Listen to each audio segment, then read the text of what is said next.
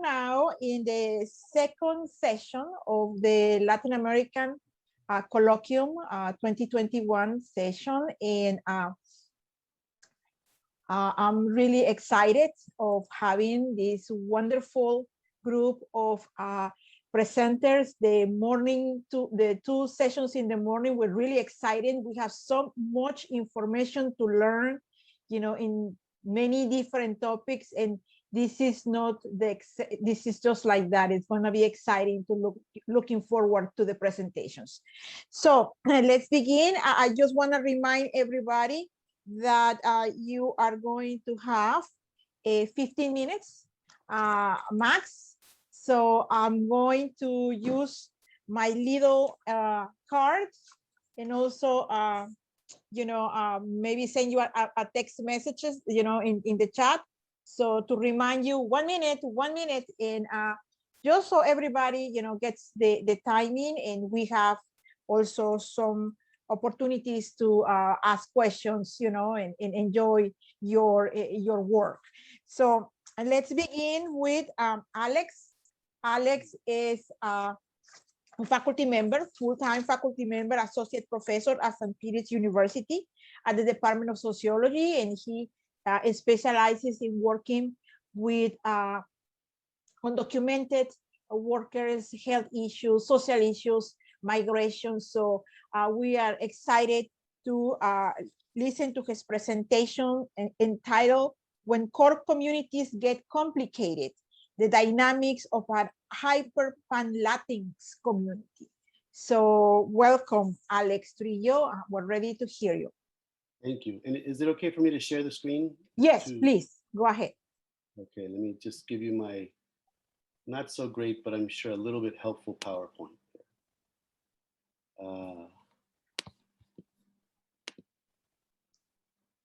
Okay, everybody can see the PowerPoint screen? Yes. Okay, excellent.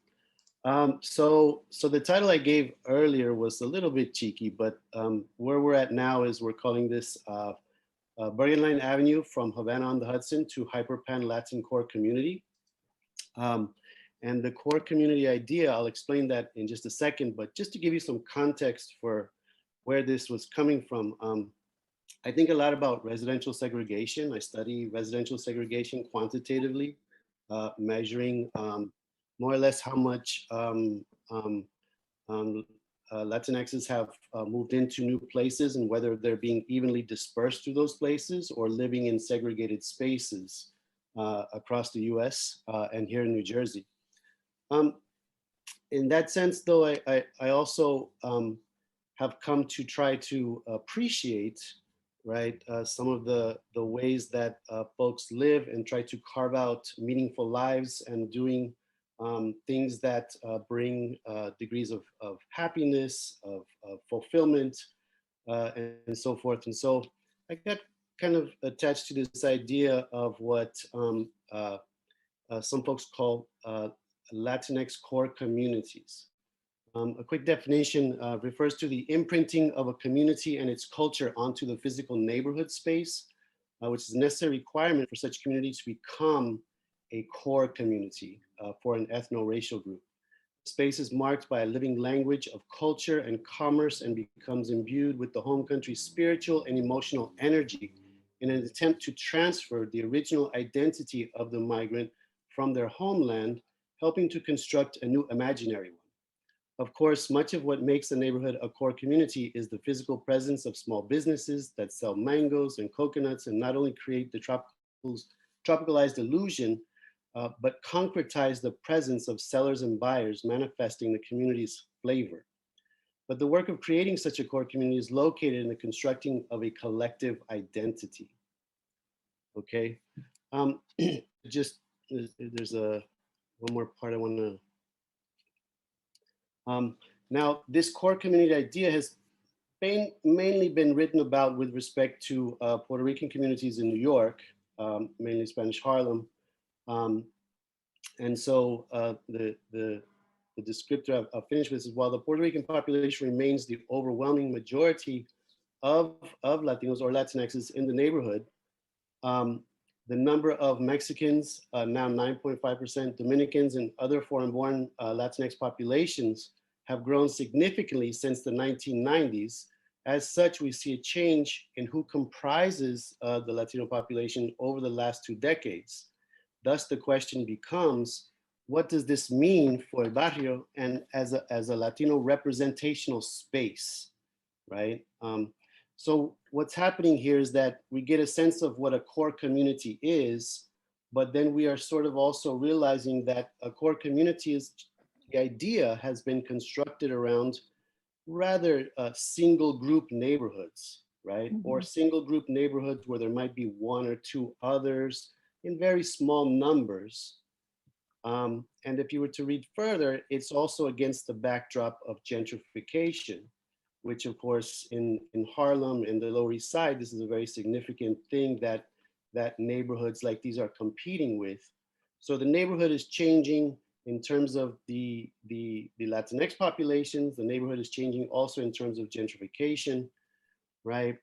And so I take this idea to think about this place called Bergen Line Avenue here in New Jersey down the street, right? Spanning through Union City, West New York, North Bergen, and a little bit more, to think about, is this place still a core community, right? And I'll explain more about why that's a dilemma in just a second. So we did this project to try to understand Bergen Line Avenue and get at this question about, is it a core community? With some students of ours. We had some funding to do some summer research camps with students. And we being my colleague Jennifer Ayala and I, and we trained the students and then worked with them for a couple of summers, looking at census data, doing some student ethnographies, some oral history interviews, and some archival research. The dilemma, the core community dilemma that I'm getting at kind of arises like this. If you have been to Bergen Line, or if you just cruise through Union City, West New York, North Bergen, you know that it's a pretty special place in terms of the sheer intensity of Latinx presence, right? In a minute, actually, I will show you. Well, let me tell you here first. The neighborhood's Latinx presence begins with a few Cuban and Puerto Ricans who made their way over from New York City into the area, mainly to work in the embroidery factories, right? Like a lot of people were coming from New York looking for more space, looking for that work in the 1940s and 1950s. But then, of course, the Cuban Revolution happens. There's a small camp of Cuban Americans here, and it becomes one of the spaces that attracts a lot of people who leave Cuba after the revolution, right? And kind of grows into this pretty marvelous, probably the second largest Cuban American enclave in the country. Yolanda Prieto wrote a great book called The Cubans of Union City. You know, if you see that, she tells a pretty great story about how that happens. I am interested in, she mentions this, right? The title might be a little bit deceiving, but I'm interested in a little bit more than just Union City, because I think Bergen Line as a strip and as an idea, you know, spans into these other towns of West New York, North Bergen now, and growing up, you know, all the way to the tip. But Cubans made up about 32% of the local population by 1980, right? And basically transformed this space through a combination of factors, right? There was sort of like a lot of local structural opportunity. There was a lot of assistance provided to the Cubans resettling in the US. They had certain degrees of capital that they could use to do this, and they were able to turn this area that was somewhat commercial, still had some factories, into a very, what we call maybe Cubanized space, right? a lot of the businesses, a lot of the restaurants, a lot of the shops, a lot of, just it was very intense. There was a lot of people coming at one time into a space that was already developed, but because of white flight, because of the factories starting to leave, there was kind of like this interesting moment of some of the space was kind of emptied out, not entirely, and just kind of like, it was like amazing timing, right? For this large group of folks to move at one time into this place and be able to really take over space. So so that happens, and then by the 1990s, we start to notice, some changes. And I apologize. I realize this might not be totally legible for you all. I hope you can see the numbers here. Um, but basically, um, by the 1990s, by 2000 for sure, and now up to 2015, what we see is there's just an immense number of other groups now present in this area, right? Sorry, I do live in Jersey City. Um, um, and what we have to keep in mind is that Bergen Line spans, uh, Union City, West New York are two of the most population dense towns in the entire country. So we're talking about a lot of people in a little bit of space, right? It's very dense. Um, Again, going back to the early discussion about core communities, the core community idea is built around Puerto Rican neighborhoods mainly, right, where they're pretty much the dominant group. And probably the Cuban era was very much a core community in the sense that, the culture was imprinted on the landscape. There was lots of different forms of community. There was lots of people, groups, organizations, institutions helping folks get settled and open businesses and find housing and so forth. And so my question is really based in this new mix of folks that you see, is that can this place continue to be a core community like that, or is it a core community like that given the radical population change, right? And so just to give you some sense, I was interested in the discussion earlier about Washington Heights. One of the places Dominicans are now moving is Union City, West New York, and North Bergen, right? And also Jersey City Heights, by the way. So Dominicans have actually surpassed Cubans as the largest group in this area, albeit a bit more quietly than, say, a place like Washington Heights, right? On the surface, it's not totally obvious.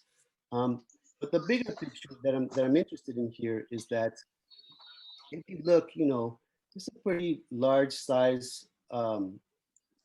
populations of Puerto Ricans present. Uh, the, uh, the three main Central American groups are also growing. Salvadorans, Hondurans, and Guatemalans. Um, the Mexican population is growing. Um, and the main South American groups, which would be Ecuadorian, Colombian, and Peruvian, are also growing, with smaller numbers of some of the other groups. Um, the point here, right, is that this is no longer just a Cuban space, even though there's a lot of memory. Okay, so I have 1 minute. Wow, I'm going to shortchange you incredibly here. Okay, so here's my question. Do they get along or do they not get along? And very quickly, the answer is kind of, sort of both, right? Mhm. On the one hand, there are systemic examples of community, um, right? And some of those examples have to do with um, what the environment looks like. If you were to roll down the street, you would see something like this, where you see stores and products and presence of lots of different communities, right? This is a scene from riding the bus. Um, if you were to ride one of the local buses, you would know that it's a far more communal and familial kind of experience than, say, riding the New Jersey Transit bus kind of thing. Um, you would notice that there are two types of what we call translanguaging. One is Spanglish, this what we call Spanglish, right? The sort of blending of English and Spanish. But the other is also what we call blending Spanishes. And so words that are used in one country, maybe not another, or one place or another, are becoming kind of like solidified into one system on the streets, so to speak. Um, and then finally, spiritualities, I think there also brings an example, but it gives us one of the examples of maybe not so much, or maybe not entirely, that there is conflict between groups. And the quick story here is that in the Cuban era, a symbol called Caridad de Cobre was a very popular symbol of Cuban religiosity on the streets, and you could see it in stores, and you could see it, just sort of imprinted everywhere, counters, shelves, any business you walked into. And of course, people might be familiar with Guadalupe, who's very popular in Mexican Catholicism, right? And so around the early 2000s, there was a sighting in a tree. If you could see here, this is a carving in a tree, which is a silhouette, looks like Guadalupe, right? And people came from all around to see this apparition, so to speak. And they brought flowers, and they brought candles, and it really began to give a sign of like, wow, there's this other figure now becoming popular on the scene, right, of this space. And I'm going to finish up here and just tell you this and say, it began to look like there was kind of a blending of culture and religiosity, but in the end, the tree was burned down. And unfortunately, they tried to say that, uh, they thought it might be a candle that tipped over and burned the tree. But in the end, we actually had one of our student researchers, was a guy named Juan, who had written a theology paper for a theology class on this incident because he lives right there. It turned out to be, unfortunately, what he summed as an act of anti-Mexican act of resentment of the imposition of this figure, in contrast to Caridad de Cobre, right? So my summation here is that in some ways, yes, but in some ways, no, the old tensions do resurface, and we do still have conflicts at the street level. Okay, and that's my spiel today. Thank you, Alex. We want to hear more, so I'm looking forward with the Q&A, okay? Okay. Thanks. Our next speaker is Rosalinda Ponce. She's going to share with us some art. She is an experienced graphic designer, graduated with a Bachelor's of Fine Arts from focus in graphic design from New Jersey City University. So we're welcoming her back. And she's the co-founder and freelance designer at Hermanitas Design. So please welcome Rosalinda. Thank you. Okay, so I'm gonna share my screen. I made a short slideshow for you guys. All right, so my name is Rosalinda. I'm an artist, like she said, and I recently graduated from NJCU with my BFA in graphic design. Just gonna tell you a little bit about myself because it's important to see why I created this art.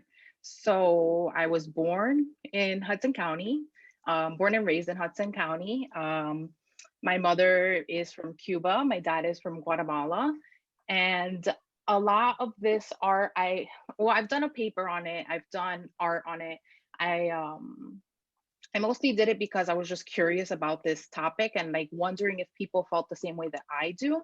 I have a story that I went to California. Well, I was raised with my mother's side of the family, right? So I was raised Cuban, and I, like Alex is saying, on Bergline, like there's a lot of Cubans. I'm very close to that side of my family.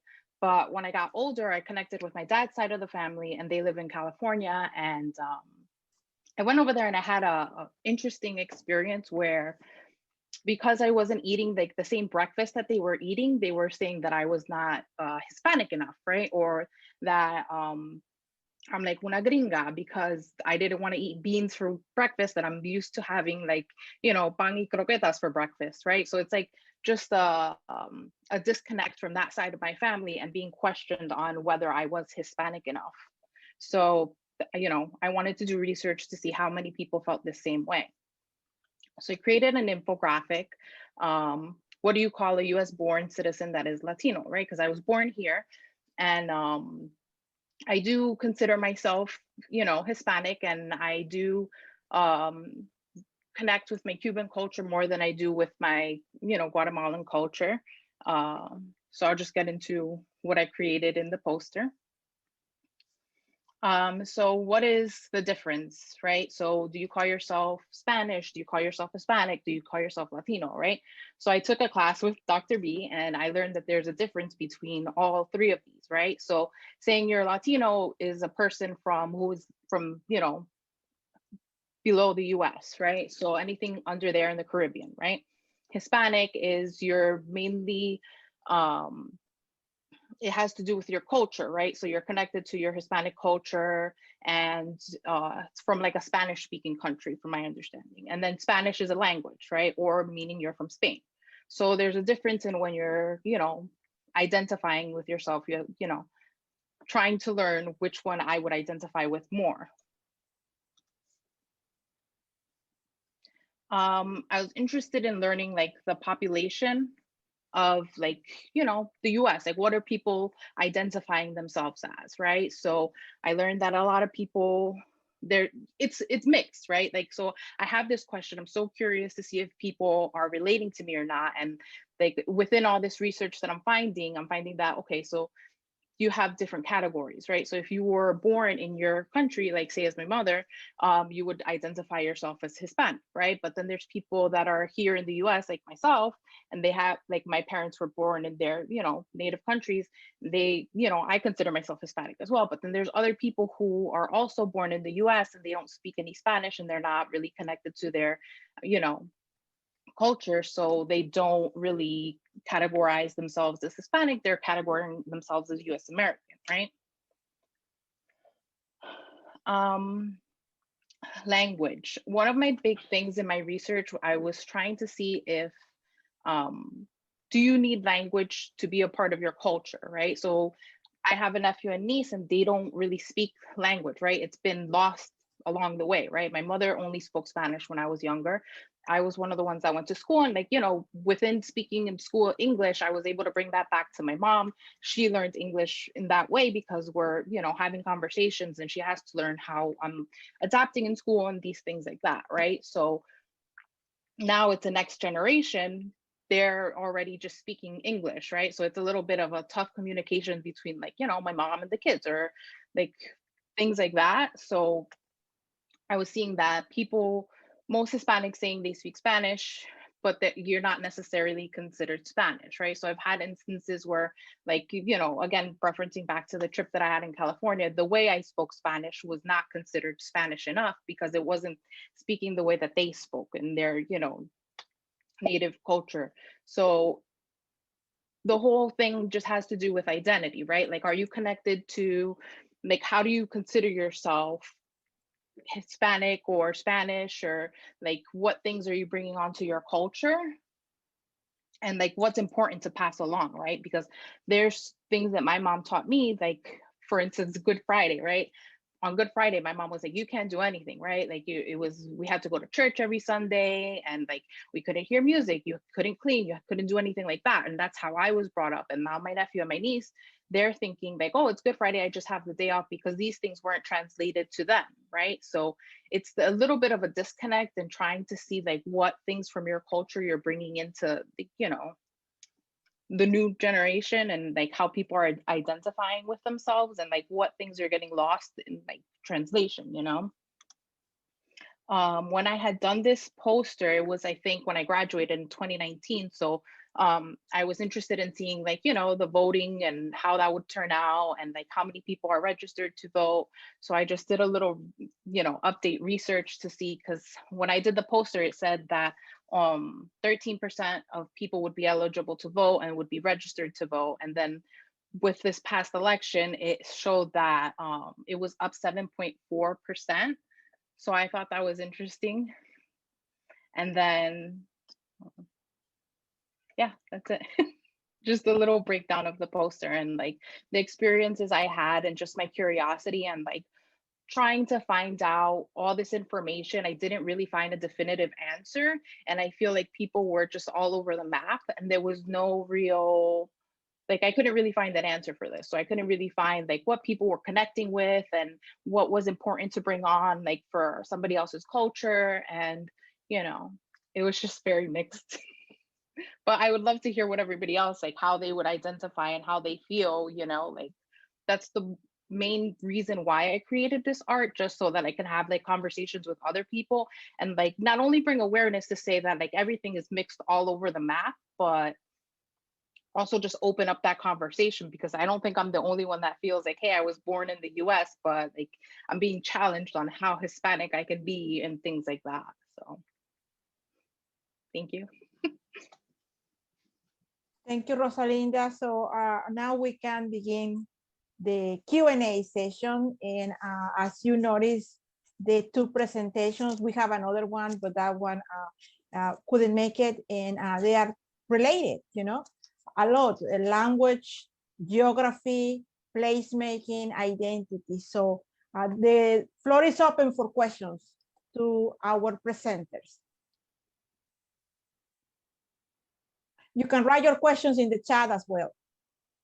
I just would like to thank you for your paper and say I was born Jewish, speaking Yiddish when I was a kid and grew up on Jewish food. And when I came to this country, it was an amazing transformation from the Jew in the school to a Latina woman, and how when I talk to my students about, you know, how I grew up, they're always in shock, and it's very enriching to share that, you know, these are not such set identities.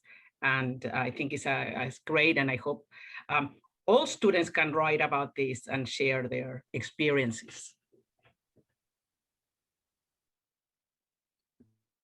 Well, if I may say something about it, you know, I came here as an adult, you know, already a full-grown yeah, adult. me too. And, me too.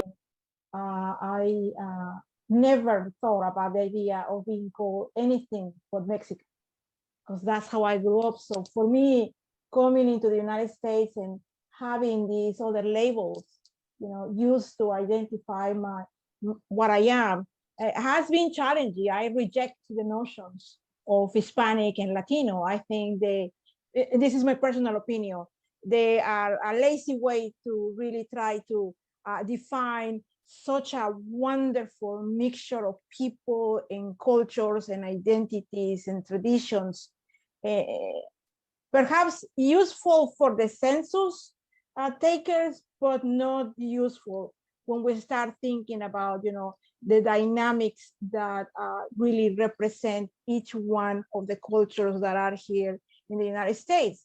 And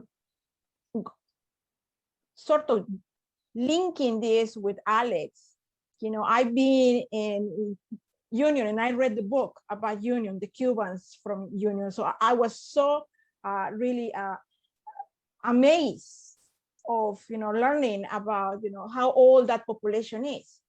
But I agree with you. The first time I came to New Jersey, you know, to interview for the job, I stayed in a hotel, you know, in the Bergen Line. And I was fascinated by the diversity of people from everywhere in Latin America and the Caribbean that I was, you know, meeting in the streets, you know, looking for a restaurant or trying to catch a taxi. So what do you think is the future for the Bergen Line? What's going to happen, you know, especially with all these effects of the pandemic, that we see all these people migrating from New York into New Jersey? What do you foresee, Alex? I think that's a great question because on the one hand, if you're here in Jersey City, you're seeing the neighborhood change very quickly, right? Yeah. On the other hand, there's been an interesting, I don't know, sort of fending off or slow process, you know, to the north. And I think some of that has to do with the fact that those early folks who came in the 40s and 50s had some opportunity to benefit still from the unionized factory jobs and experience some degree. And they also were very light and white uh, uh, had privileges because of their white presentation, right? Mhm. Have had some mobility and able to buy land, right? And so there's a degree of owning land in the neighborhood that I think translates into a much slower process of change, right? And so by folks being able to own homes, by folks being able to own commercial space and continue to sort of hold that commercial space with more of a neighborhood kind of flavor, right? Makes it a much slower process and a little, gives it a somewhat resistance to that influx of people coming from New York. Um, I think the other thing too is that, you know, if you ever had a chance to live on the New York side, you know that a lot of New Jersey is like a big mystery to you, right? Like there's a kind of a funny joke, you know, my friends used to say when I moved over here, oh, you have to get my passport updated to come visit you, right? Like it's just such a different space sometimes, and and so Jersey City's kind of been put on the map. Union City, West New York, and North Bergen are still a big mystery to a lot of people. And that's okay, right? Like for me, I'm glad, um, you know, because I think it provides, you know, as a lot of the respondents would say in our study, it provides a nice entry. You know, it's not a perfect place. There's a lot of the regular urban problems in Union City, West New York, but it has a very nice aspect of like allowing people to settle in a comfortable way that you cannot necessarily get in other parts of the county or the state or you know in other places. And like if I had more time, I would explain like there are examples of the kind of community and helping that happened during the Cuban era that still happen today. Restaurants being passed on from Cuban owners to Dominican owners, the way the church operates. Um, you know, some of my favorite Cuban restaurants are owned by Salvadorans and Hondurans now, right? These sort of like transmission um, of micro businesses. Um, these are like important things that I think are helpful in many ways to people coming to settle in. And so to the degree that that can continue, that's good, right? Um, if you look at the population too, you know, I don't know if you're all familiar with Joanna Londoño. She writes also about Union City, but she's a geographer. Mhm. And she wrote a little bit about how some of the government programs to change the facades of businesses lent themselves to us looking very gentrified. There was certain parts of town in West New York and Union City that got all new street signage, right? And she said that was lending itself to changes that would appeal to gentrifiers.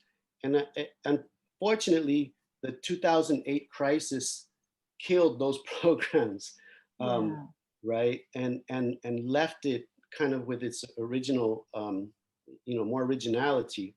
And I just think that's good because it allows people, it gives them space to settle and to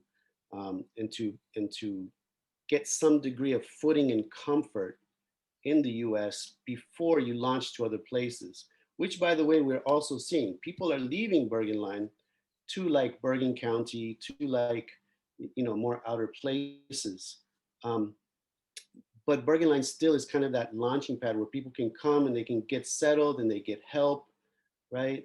In many ways that is not necessarily as intense or common in other parts of the country. So I'm cautiously optimistic that this will go on for a while. I'm sorry, my point was that if you look at the census data, the Latinx population continues to stay steady or grow, Okay.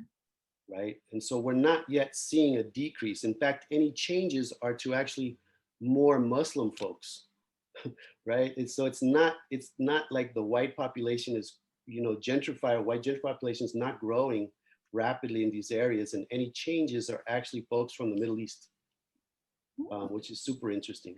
Yes, it is. Um, We have a question for Rosalinda. Elaine Rosales asks you, did you ever struggle with the different traditions and cultures of being Cuban in Guatemala?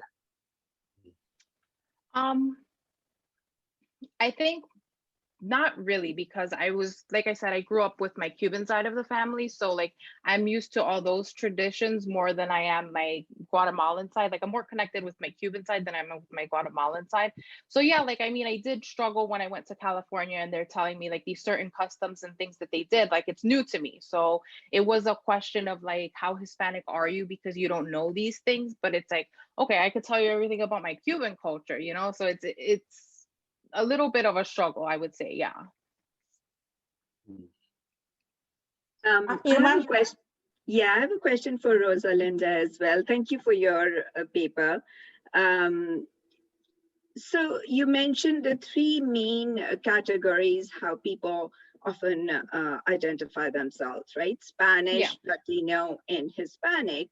I'm wondering if you had the background of the people who were identifying for each of these categories. I'm particularly interested for those who identified themselves as Spanish because, as you said correctly, most people they are Spanish speaking people, but they're not necessarily from Spain, right? So did you have any background? Who were the ones who were sort of identifying as Spanish? Well, most of my research was online, right? So then I'm trying to dissect this information that I'm finding online to see who is actually identifying with these certain things. And like I said, like everything was like inconclusive. Like every people are just like identifying with like, oh, okay, yeah. Because before taking Dr. B's class, I didn't realize that there was a way to like that these things meant something different. I thought I could be Hispanic, Latino, or I'm Spanish. Like I never knew that there was a difference prior to that. So I'm sure that there's a lot of people who are on the same boat that I was, you know? And like, it is interesting. Like, I wish there was more information. It's really hard to find. And I think that's also like with the whole census thing, right? So people are just saying, oh, I was born here, so I'm American, right? So there isn't a whole big growth in like the Hispanic population because it's trying to find out how people are identifying themselves is like, you know, my main concern. You know, well, not concern, but like my curiosities, I guess.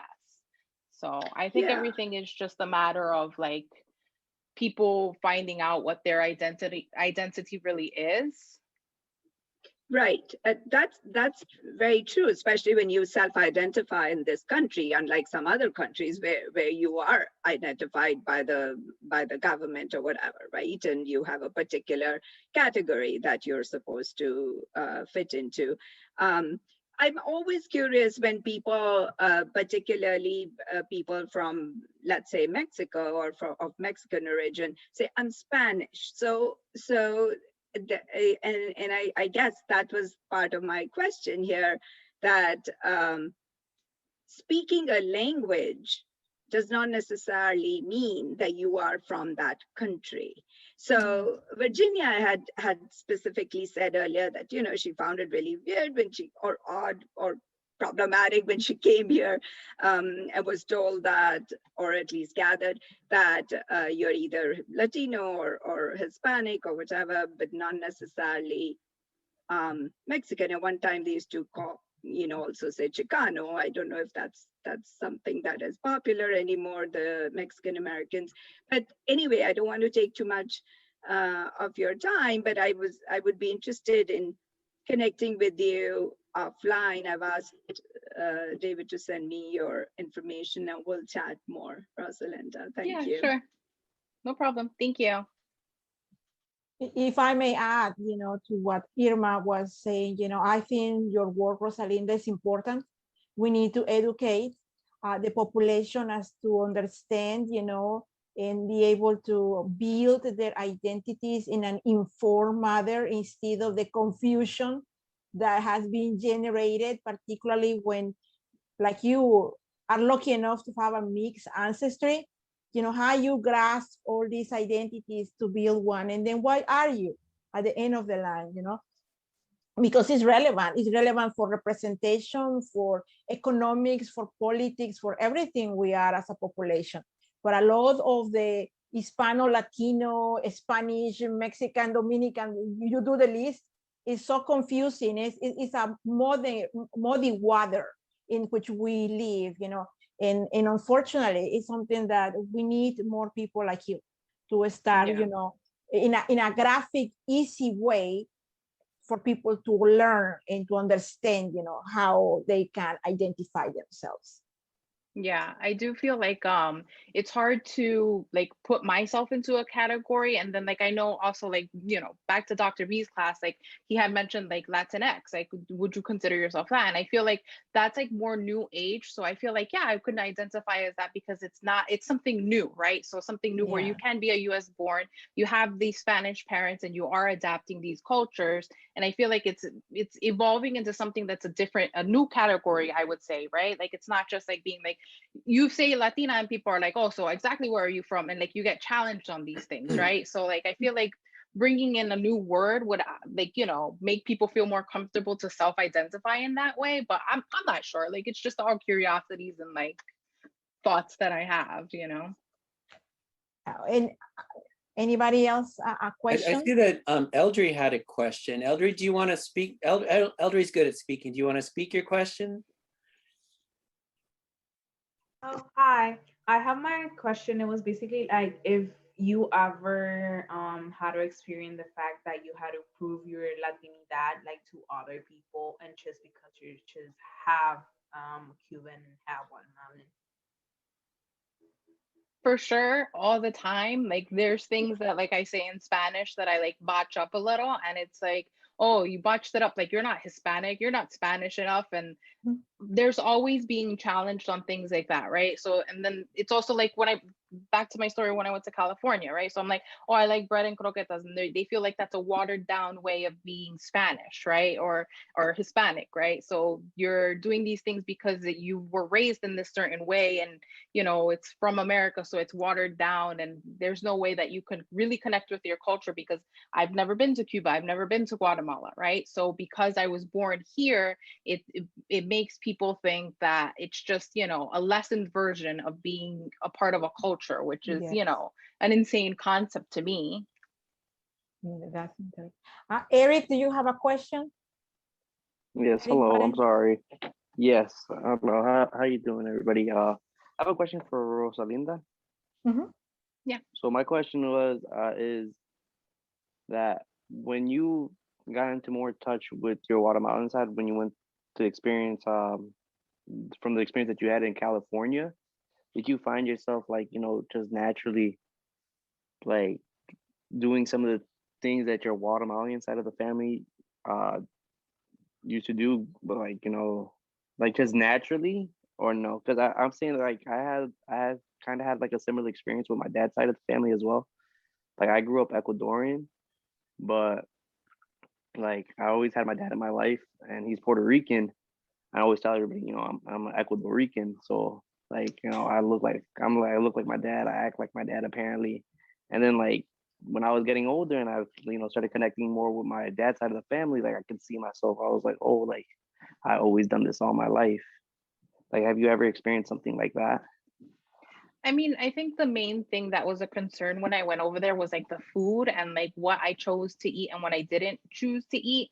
So like the breakfast was a big deal, right? So I don't eat like heavy breakfast or beans and tortillas for breakfast, right? Like I'm used to like, you know, pancito, like things like that, right? So, but then like there were dishes that I did enjoy, but it was because like if I didn't like everything, they were just like, oh, like you're not really Spanish. You don't eat this. You don't do that. You're not. They would say like, oh, you're not Guatemalan. Like you're una gringa. Like you just eat pan and you're una gringa. You know. But I mean, I think they're like, of course, yes, food is a big part of the culture. Music's a big part. Language is a big part. I think all this like collectively makes up a culture. So like denying a couple dishes doesn't like invalidate the fact that I'm not like, you know, Hispanic. Sabine Rohr has a question, I guess, for the two speakers. I wonder what the place identity of immigrants from the South is who do not speak Spanish, but an indigenous language.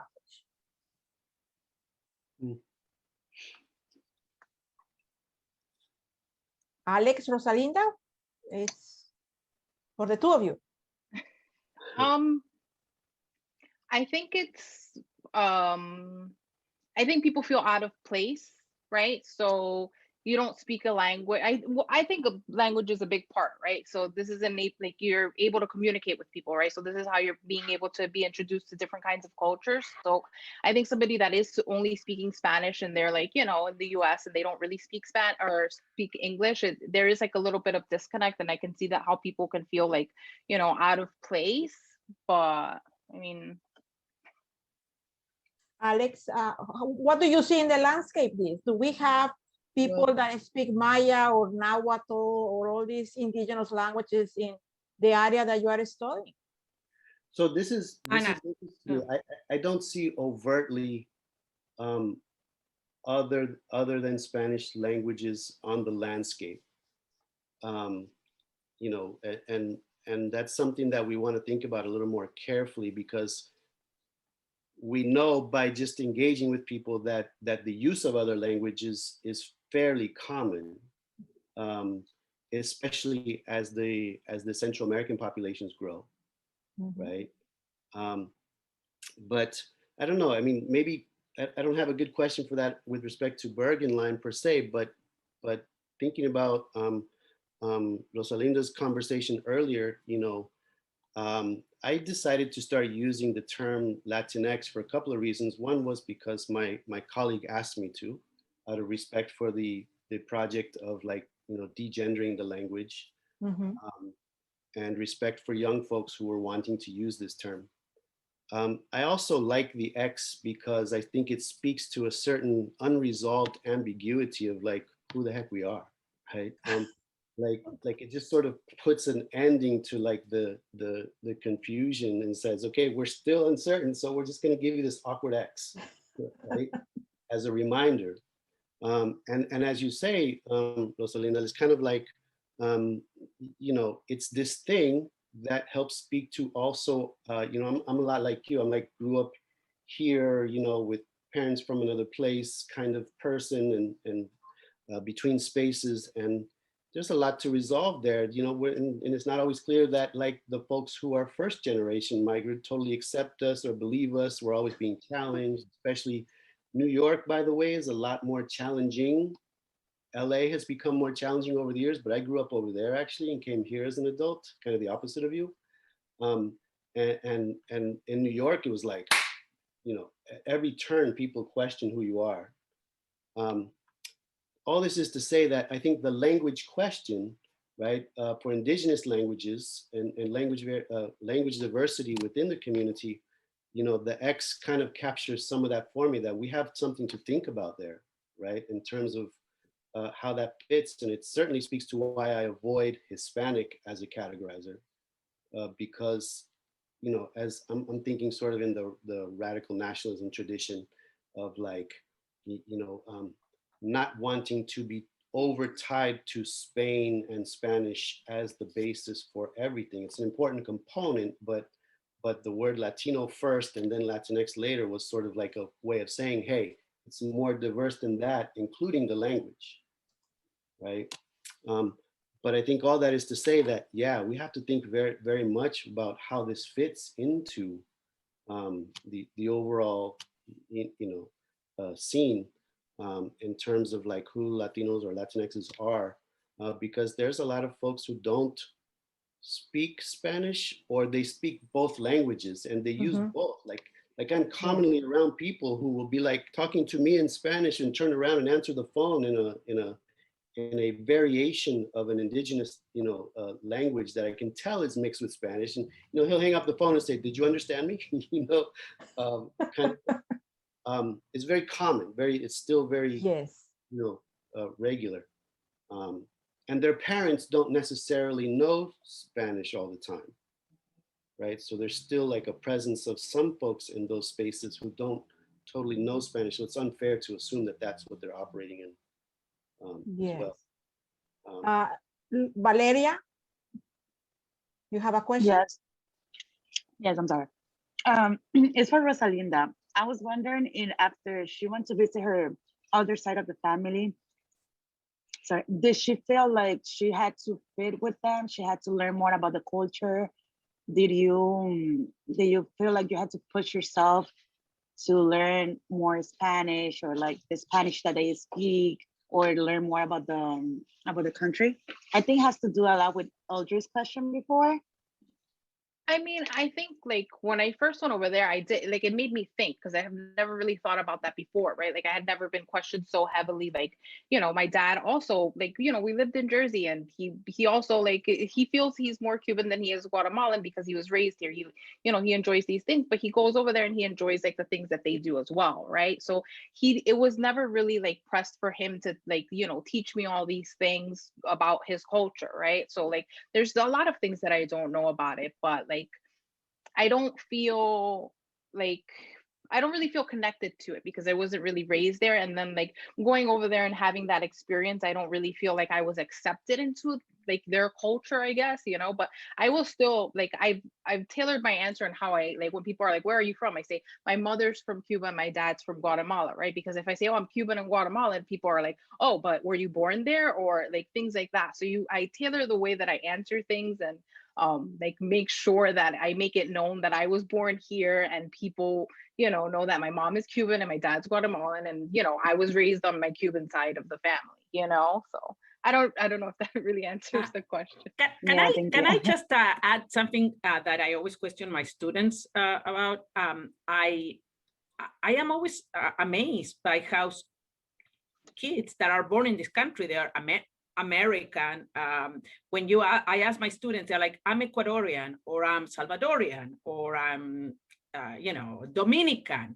And I'm like, but you were born actually in the US. And why is that when they say who they are, instead of saying I'm an American, they relate to their, as you call it, Hispanic or African or indigenous ancestors, but from other cultures, from other countries. And I'm always wondering if it's a question of race. So maybe, or language, if you can, if you both can talk about it, because it's really amazes me, because if you're a white, you said I'm American and it's cool. But if maybe you have a different race profile than the white, whatever mainstream or like they used to be, they cannot call themselves American, almost like they're ashamed, or I don't know. I mean, you understand what I mean? Because we always talk about that in our classes, and it just surprises me. I definitely wouldn't say I'm American. I wouldn't say, hey, I'm Cuban. But where were you born? I was born here. There you go. Okay. But I definitely, like, when I do say it, I make sure that I include that, like, my mother was born there, because I want people to know, like, I'm proud of my culture, right? So I want people to know that I identify with these things, but like, also, yeah, I was born here, right? So I guess I would be like, if I have to label it, right? Because everybody wants everything to be labeled, right? So I would be a Cuban, Guatemalan American, I guess, right? Like, but I do, so, like, I'm just always amazed by how obsessed our students or young people or everybody's so conscious of their origin in this country, and they always have to explain where are they from. And it's not in every country that you have that. Yes. And I feel like that's something you don't understand. I don't say I'm Argentinian, Russian, Polish. I'm just saying I'm Argentinian. You know what I mean? Yeah, and I also feel it's almost like an obsession with identity that obviously is fed in this country. I feel like I've also had like experiences too, where like I'm in a work setting, right? And they hear that you're Cuban and you're this, and so then they're now saying, "Oh, you're too Spanish to be here," right? So I've also been questioned on like how American I am. So it's like I think it goes both ways. It doesn't just have to do with like Hispanic, but it also has to do with like the American side as well. I wonder, I'm sorry if I can intervene, I wonder if that's related to the history of imperialism in the United States. It is, because obviously. If you are under an empire, if you are part of an empire, you obviously are going to feel more Jewish or Senegalese, or whatever your family and your ethnic background is related to, instead of the empire, Yeah. I think a lot of us, even when we have lived here for a long time or some were born here, it's hard to relate to the empire. I would add, I think it has much to do with inequality, right? I agree. I think it has to do with racism and inequality more than anything. We are, you know, we're very much like tracked into certain parts of town, certain parts of the city. Many of those places have a high degree of adjacency, if not blending with other minority groups like African Americans, right? That's easy to see all over New York and Jersey City, and so forth. And so you are constantly reminded that you are different in many ways. Yes. And in every application that you fill, they ask you who you are. They try to define you, no matter what, no matter what the application is for. Even to go to the doctor, right? To the dermatologist, they were asking me, what's my race? What does that, what difference does that make, right? And if I may add to your comment, Cora, it does happen, at least in Mexico, I have seen, but it's a little bit more related to the fact that there is a preconception that being from something else than the dominant culture immediately or effectively make you ineligible, less intelligent, less of a person. So the notion of discrimination and race are really relevant in Mexico, particularly when we characterize what it means to be a Mexican. People will look at you, we look at how you look, and they have an expectation that you should have a certain degree of brownness, a certain level of speech and education. And if you don't fit the model, just like Sabine mentioned properly, if you happen to be Maya, Nahuatl, and you have a last name that is Maya, Nahuatl, Purepecha, Zapotec, whatever, guess what? They will look at that in your resume and put you on the side because you are too indigenous for the job. You are too dark to do the work. You don't have the intelligence. So racism and discrimination do play an important role in this, here and there. But I agree with Alex, inequality, the fact that money is associated, unfortunately, with certain groups in the United States. If you happen to be brown or black, more likely you are going to be poor. You're not going to have the privilege and the access to higher education, to better jobs. So therefore, that in order to pinpoint and create these groups, this otherness, you need elements. And we provide the elements by categorizing people into blocks. So when you answer your census questions, they ask you, what race are you? What ethnic group are you? So they're creating categories there in order to manage, you know, however money and resources are going to be used. And then you have to take a decision. In my case, I always decide I'm other. You know, I don't reveal that information because I don't think that particularly you are in the process all your life to defining who you are. At any time you can change your definitions, and you have the right to do that. So categories for me don't work. I don't like that. But we use them all the time, you know. And unfortunately, the academia uses them every single with every other word. When we talked about that yesterday, 43% Hispanic population at NJCU, you know, we're using that in order to kind of but justify minorities. Yes. And unfortunately, those are patterns and trends that we need to start, you know, eliminating and think about it in other ways. So Latinx, I guess, is something that we can start thinking about it. However, the Academy of Spanish, of Español in España, is rioting because they said it's a disaster to use the word Latinx. No way they're going to take it into the they call it Latine. You know, the dictionary of Spanish. Not going to happen. Okay, well, thank you very much to the presenters. We need to move on. It was a wonderful Q&A, I think so, you know, and we are now shifting gears and we are going to move into also an interesting topic. We have Marcelo Fuentes. Marcelo is an assistant professor at NJCU Department of Modern Languages. Dr. Fuentes specialized in medieval and early modern literature and cultures, Iberian and Latin literatures, literature in Castilian and Portuguese, intercultural and interfaith relationships, race and ethnic studies. So please, Marcelo. The floor is Thank yours. you. Sorry. Thank you very much, Virginia. Can you hear me well? Yeah? Yes. Okay, perfect. So, well, thank you to everybody for being here. And first, I want to apologize to some of my students who are attending, because I'm going to begin my presentation by doing something I always tell them not to do.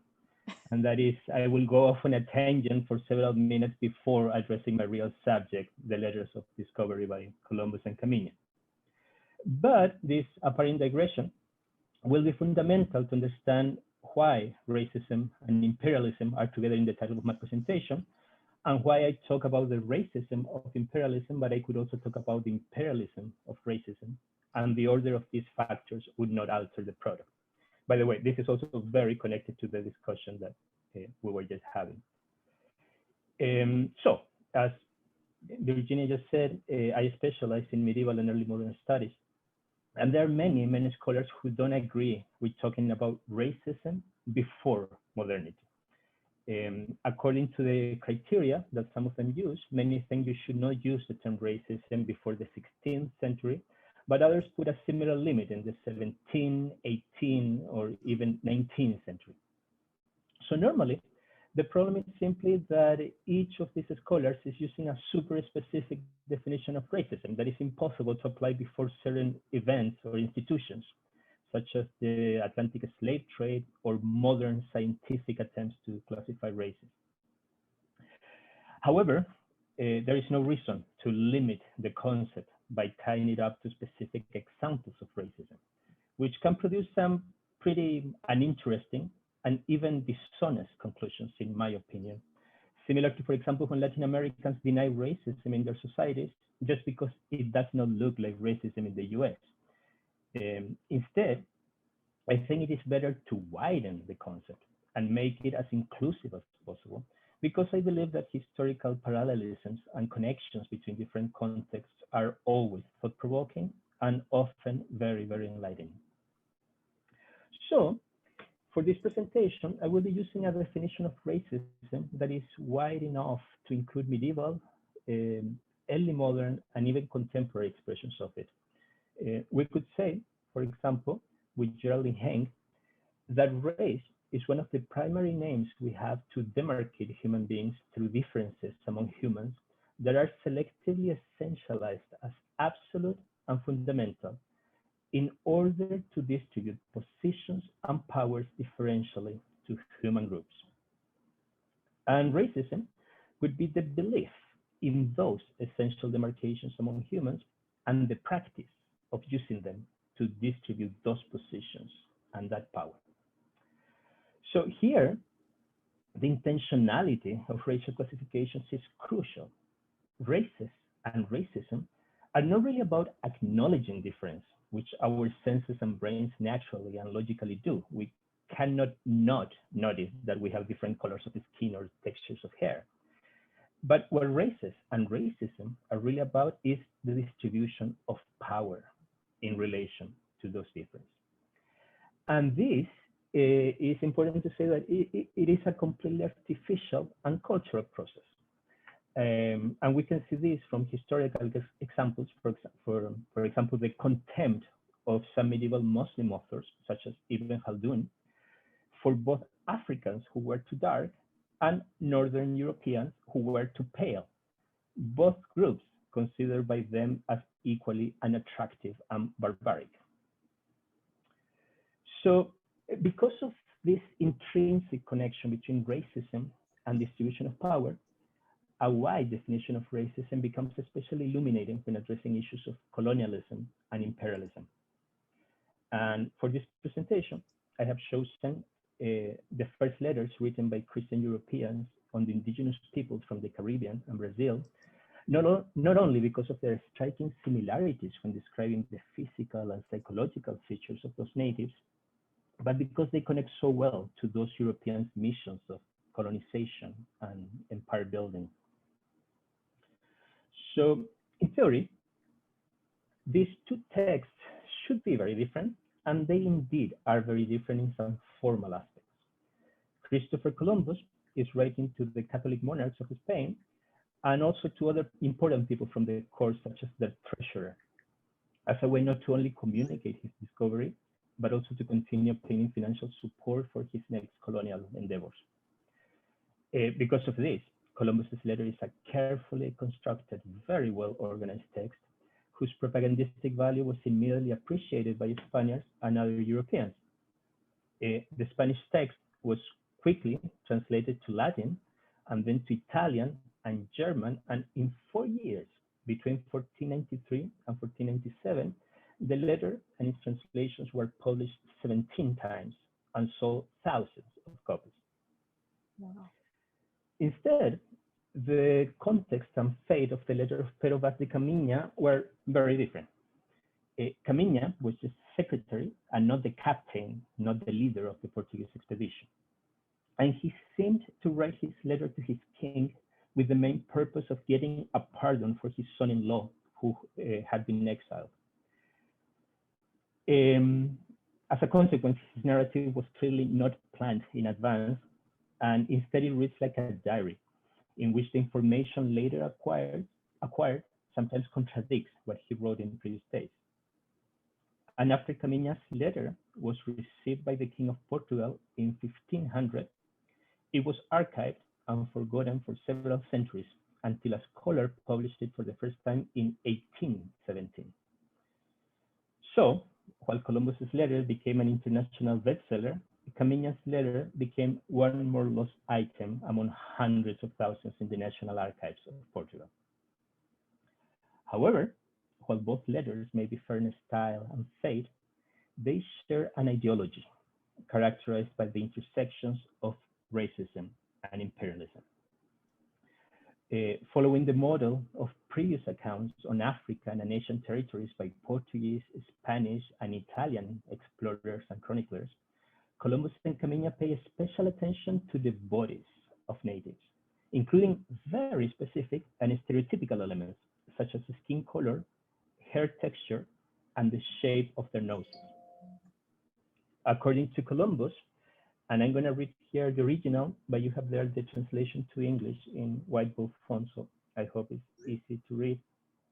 According to Columbus, natives in the Caribbean es toda gente de muy lindo acatamiento, ni son negros como en Guinea, salvo con sus cabellos corredíos. According to Caminha, Brazilian natives are pardos, de vos rostros y vos narices ben feitos. Columbus writes that la gente de esta isla y de todas las otras que he fallado y habido ni haya habido noticia, andan todos desnudos, hombres y mujeres, así como sus madres los paren. Caminha says that natives andan nuos sem nenhuma cobertura, nem estimam nenhuma cosa cobrir nem mostrar suas vergonhas, está más cerca disso com tanta inocência como tem em mostrar o rostro. So you can see that both of them pay a lot of attention to nakedness, not only to bodies, but to naked bodies. And despite Caminha's frankly disturbing insistence on describing specifically the nakedness of female natives, that he goes back to the topic like 6 times in his letter, there are similar depictions of the inhabitants of the Canarian Islands and West Africa by previous explorers, and that helps appreciate Columbus's and Caminha's main point, which is the natives' lack of civilization. Indeed, their nakedness is associated in their letters to other signs of their primitiveness. For example, they don't know iron, their only weapons are bows and arrows. They apparently don't even have houses. Okay. Caminha later corrects that piece of misinformation, but that is his immediate impression. These people don't have houses. Particularly important in both letters also are the European speculations on native religions. Columbus says that natives no conocían ninguna secta ni idolatría, salvo que todos creen que las fuerzas y el bien es en el cielo. According to Caminha, nenhuma idolatría nem adoração tem. Both explorers explicitly established the usefulness of this inexistent or underdeveloped religious belief, because according to the two of them, natives from the Caribbean and Brazil would quickly and willingly accept Christianity. They drew a similar conclusion from their docility and friendliness. Temerosos sin remedio, writes Columbus, se inclinan al amor y servicio de sus altezas y de toda la nación castellana y procuran de ayuntar de nos dar de las cosas que tienen en abundancia que nos son necesarias. Camiña says to his king that si vos alteza aquí mandar que en mais entreles de vagarande, que todos serán tornados ao desejo de vos alteza. Columbus's and Camiña's most authentic thoughts are revealed not only in this text when acknowledging their desire for their monarchs to conquer, convert, and colonize the natives. In spite of all their attempts to befriend the natives and exchange presents with them, even dancing with them on the beach in the case of Camiña, for both explorers, there is no doubt about how unequal the relationship with natives is, and how, at the end, the difference is completely about their distribution of power. Columbus comments that while exchanging gifts, the natives daban lo que tenían como bestias. And Camiña considers them as gente bestial e de pouco saber, que são como aves ou animais monteses, que les faz oar melhor pena, melhor cabelo que as mansas. In these comments, we can notice how even the natives' friendliness and beauty were used against them to depict them and consider them as barely human. All of their wonderful qualities made them simply colonizable. While not being the equals of Columbus and Camiña, they were just good enough to deserve Christian religion, European civilization, and Spanish or Portuguese dominion. In the words of Albert Memmi, the colonialist constructs a portrait of the colonized that is so well adapted to the needs of colonial domination that it presents itself as the predestined order of things. Europeans carved out empires for themselves because those whose lives they usurped were simply colonizable. And how could Europe then refuse its historical obligation to fill that void? So finally, what Columbus and Camiña are consciously or inadvertently doing is exploiting racial and cultural stereotypes that presented entire peoples as ideal candidates to subjugation because of their character and bodily features. And Columbus's letter, at least, was very successful in accomplishing its purposes. Weeks after his letter was first published, his description of naked and easily colonizable natives was quoted by Pope Alexander VI when granting most lands across the Atlantic to the monarchs of Spain. The idea of the native bodies and minds being a blank slate that more or less invited Europeans to inscribe their religion and culture on them is still implicit today when some celebrate the triumph of European conquerors and colonizers, for example, with the many statues of Columbus across the Americas, including several in Jersey City, or with this plaque in Cadiz that you're seeing there on the right that honors Columbus for carrying the evangelization and the culture to the New World. It is not hard to see how the intersection of these imperialist and racist views affects us until today in multiple ways and circumstances, from the Latin Americans that discriminate against their own neighbors with darker skin, to the descendants of Europeans who feel entitled to invade other countries, intervene other cultures, and police other people's behavior because they are sure they're always right. Both letters by Camiña and Columbus have been interpreted by different authors as foundational texts, literally birth certificates for the Americas, the Caribbean, or Brazil. And although exaggerated and probably misguided, these perceptions are correct in one point.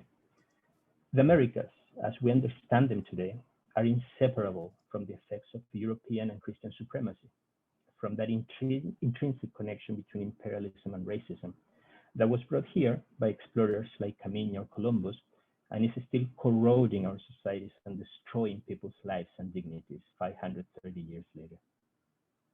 Thank you very much for your attention. Thank you, Marcelo. Our next speaker is, this is a combined paper, Jennifer McDavid and David Weiss. The title of the paper is Measuring Attitudes Toward Mediation in Puerto Rico. Jennifer is an adjunct professor at the NJCU Political Science and the LATI program. Her work focuses in conflict resolution, cultural and ethnic studies, Latin and Caribbean, Latin studies, political science, and qualitative research. And David Weiss is professor, founder, and director of the Institute for Conflict Resolution and the Connecting Bridges and Borders program through businesses at NJCU. So please welcome Jennifer and David. Hi there, it's great to see everybody. I do not know if David is in here just yet.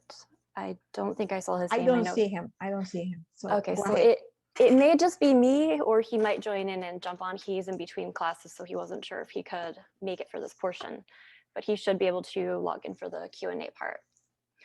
Okay, so let me go ahead and attempt to share my screen here. And can you see the screen? Yes. All right. Make it a little bit bigger. So today I'm just going to be talking a little bit about a project that we were doing last year. It's kind of been on hold for the past year because of COVID, and we are about to renew our IRB and make some changes to the original research design based on what's happened in the past over a year now. So what, as Virginia mentioned, trying to find my, there we go. Engage Puerto Rico, a case for sustainable mediation culture is the title. And this is a collaboration with Professor Weiss, as Virginia mentioned, from the Institute for Dispute Resolution. And we also have Professor Quinones in Inter-American University and Michael Arbetblit, who has just finished, or is finishing up his EDD at NJCU. So let me see if I can. If I put this on full screen, will you be able to see the inside mode? Yeah. Okay. Make it a presentation. You can do it. Like that. Okay. Yes.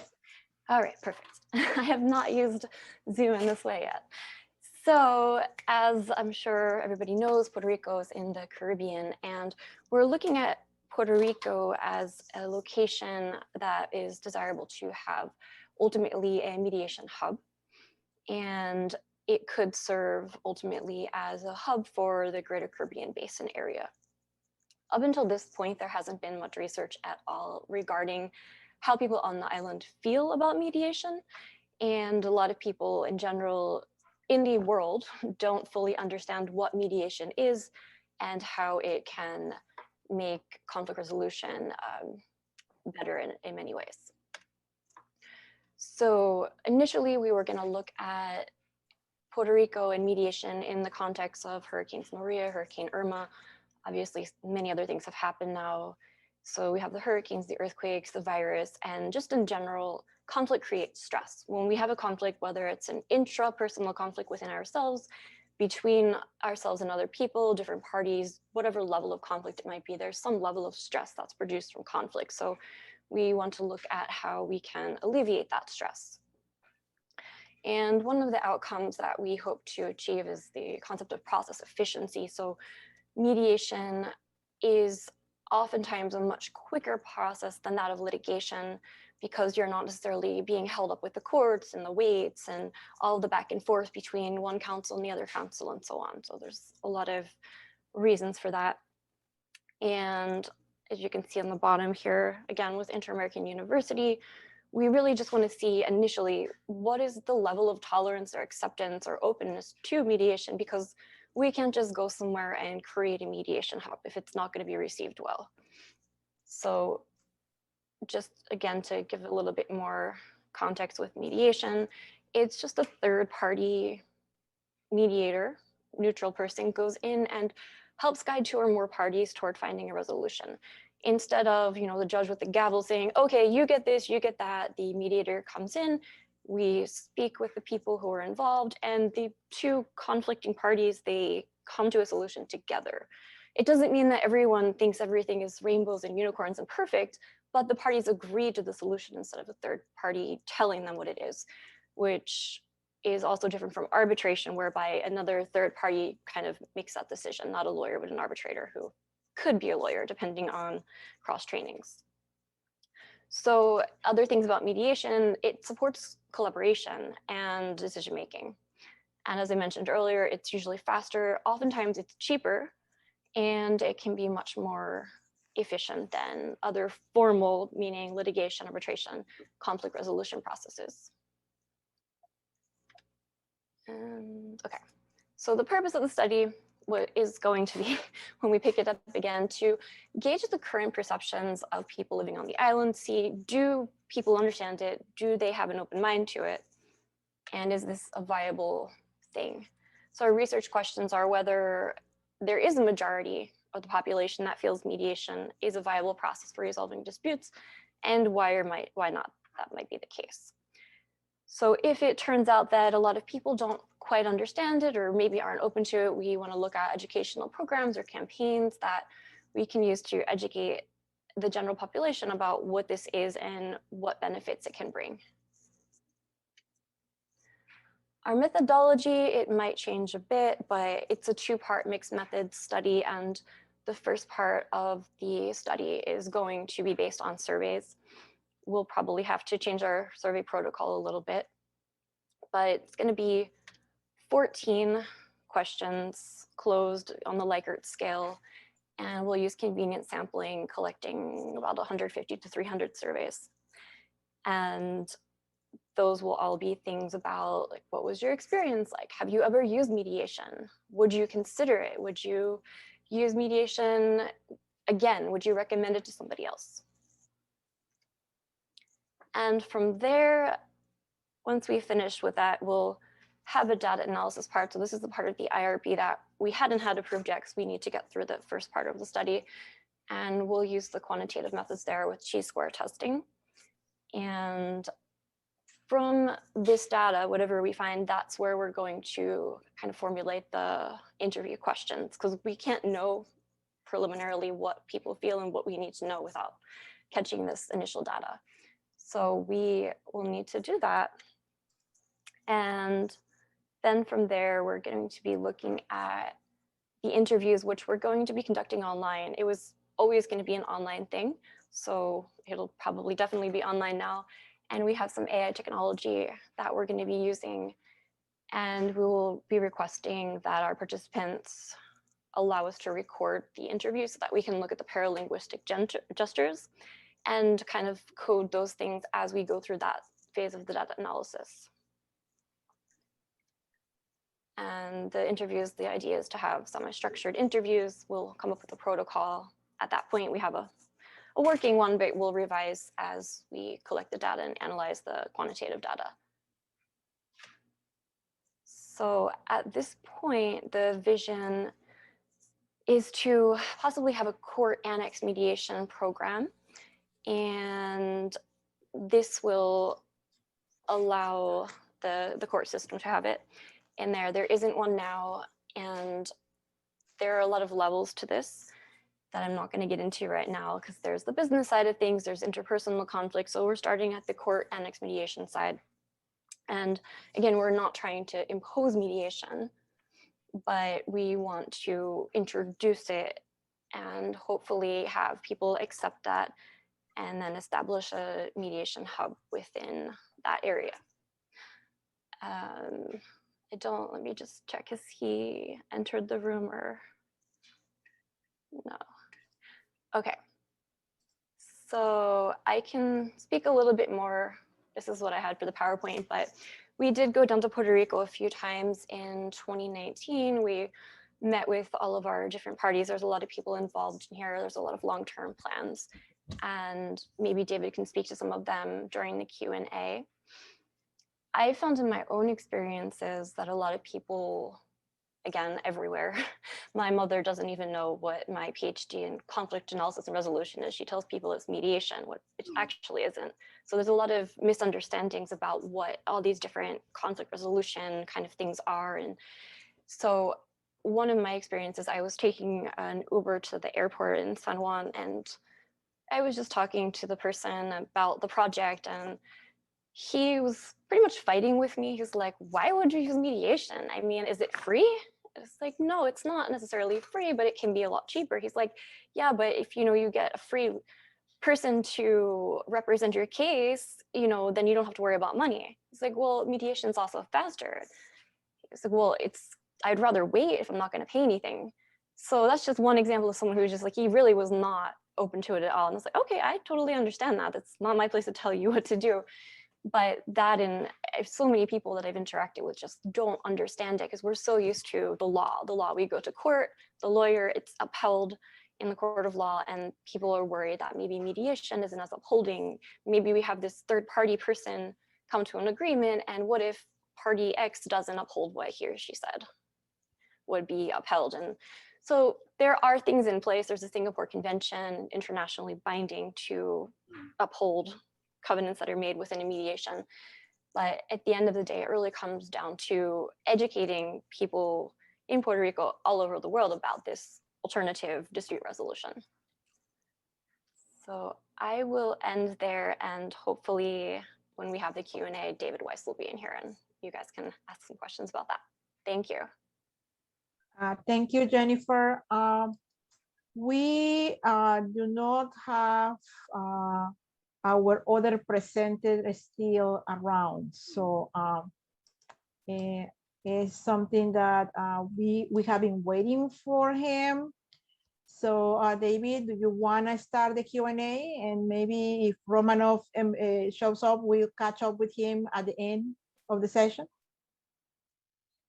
Okay, so let's start that. So the Q&A, let's begin, please. Any questions to I just want to, can you hear me? I'm in the Yes. LATI Center, and the internet is very choppy, and I'm trying to be here to represent our students. In fact, this is Puerto Rico behind me, Marcelo. This is Alba's interpretation of colonialism, according to her, and Puerto Rico's identity. So I thought it was very timely, but my internet is a little choppy here. I just want to say that we read the Columbus letters in my class, and the students are always amazed on the violence in his writing, in his letters, how he describes the quote unquote Indians, and how I think Columbus's writings need to be, mandatory reading in our countries in Latin America, when we hail him as a hero, and there's all kinds of celebrations. Totally agree. I have had the same. Because nobody has ever read Columbus. They talk about Columbus, but nobody doesn't. Exactly. Even when I let my students, like, just to analyze them in their own, and writing forums online, or working workshops in the classroom when we had face-to-face classes. Yeah, I mean, basically the conclusions from reading this text are pretty obvious, Yeah, but nobody actually reads him. The text. Nobody reads Columbus, but everybody talks about and teaches. But yeah, anybody can read 10 minutes. Yeah, but all teachers teach about Columbus, but if you ask teachers, they never actually read his diarios or his letters, the letras Santangas. So thank you. If I may interject, I love your presentation, Marcelo. I've been one of those who have read Columbus letters as part of my education, as well as Hernan Cortés and all the chronicles necessary to have a background on the history of Mexico and colonization in the Americas. One thing that I find interesting about him and about his enterprise, his business of the colonization of the Americas, is the fact that as an individual, he's still not well understood. Even his origin is being contested. Something people think he's Italian. I read some stuff about he may be Portuguese, or a bastard child of an Spanish family. There are so many versions of that. But perhaps, and I agree with Cora on this, the most relevant part of it is the lack of understanding of his legacy and his biases that, he had when he was tackling, the colonization of this new land. That first of all, it was a business. And business-wise, he was trying to see how he was going to maximize, the profit, regardless of the consequences of his actions. So my question to you is the following. In recent times, particularly in Latin America, I've seen that in Mexico personally, we have had counter reactions in movements. In Mexico, we have rejected even celebrating Columbus Day. We don't do it anymore. So we call it, Colonization Day, Slavery Day, many other things. And so what do you think about it? Do you think that we could see that happening here in the United States?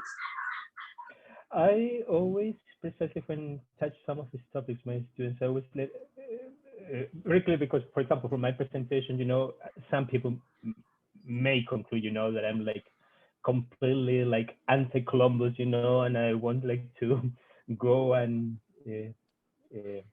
attack the statue of Columbus in journal school or something like that. But no, I mean, like precisely, actually, I wanted to clarify something that I mentioned in some moment, but in one sentence, that Columbus, Camilla too, and all these explorers that came to the Americas, my interest in them started when I was reading actually previous explorers and colonizers in Africa and Asia.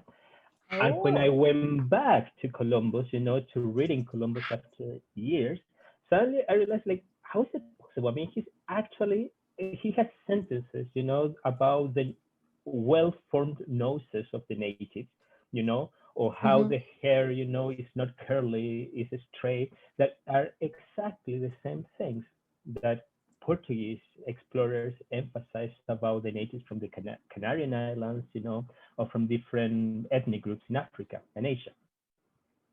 So my point here is that actually Columbus is not like this big villain, He's just one more guy that simply is representing, this group of Christian Europeans who thought in this way, as some of you probably know better than me. Then in the 16th century, this is going to be the big discussion, like between Sepúlveda and Las Casas about the human rights of the natives and all of that. But at least until the 16th century, basically, or at least from what I have read, all these explorers, conquerors, and colonizers had basically the same mindset, Yeah. Mm-hmm. Yeah, I agree. It's just but they're devoid of rights because they're savages. Well, but remember what he represents to the world right now. So maybe, he was he was a product of the times, but how he has been idolized or put into every statue in our towns, I think that's what makes him special. I guess maybe it was just coincidence or destiny. Well, in the United States, that's not a coincidence, because all those statues around the United States were put there by Italian American communities, when they were the discriminated groups. They were it's a matter of identity. Exactly. And they were trying to basically to become white, to become part of the dominant group. Yes. Yeah, that's a very good point. Let's take a break in the Q&A. Fortunately, our last presenter, Romanovsky Seferin, he's here. So let's hear him, and then we continue with this wonderful discussion about Christopher Columbus and his legacy. Romanovsky, are you ready?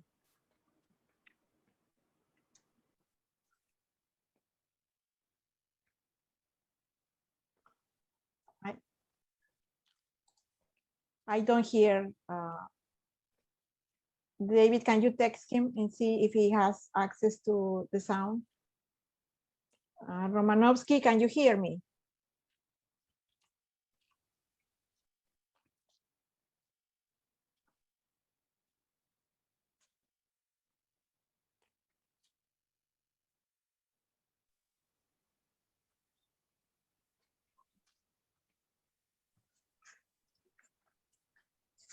His mic is not connected. Yeah. You need to connect the mic.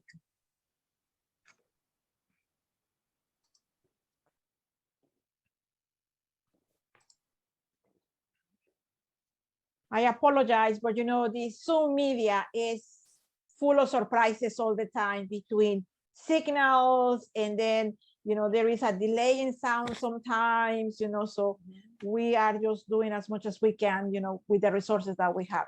Romanovsky, can you turn your microphone on? I'm in a NJCU at the Cornutsos Hall, and it goes on and off all the time. Yes, so are you going to be able to present, Romanovsky?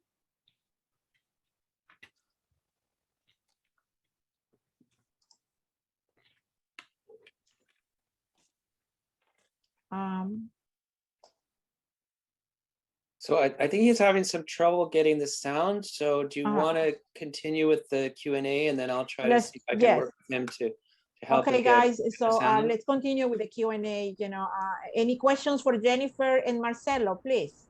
You can write them on the chat, or you can just raise your hand, and then we let you in.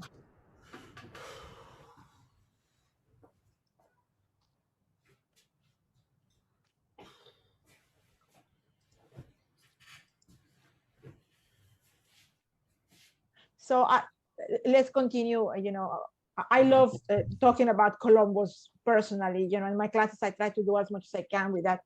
What do you think is, do you think that the reaction, this reaction that is taking place in Spain regarding, you know, the natives, what is the role, you know, of the Moors, you know, invasion of occupation of the Iberian Peninsula? What role plays in the creation of this ideology that permeates, you know, the explorers in their minds, you know, in the 15th and 16th century? What is your opinion on that? That's actually how I arrived to this topic, because since I'm a medievalist, originally I'm a medievalist, you know, the last chapter of my dissertation basically like widened my research in medieval Iberia to the age of discovery.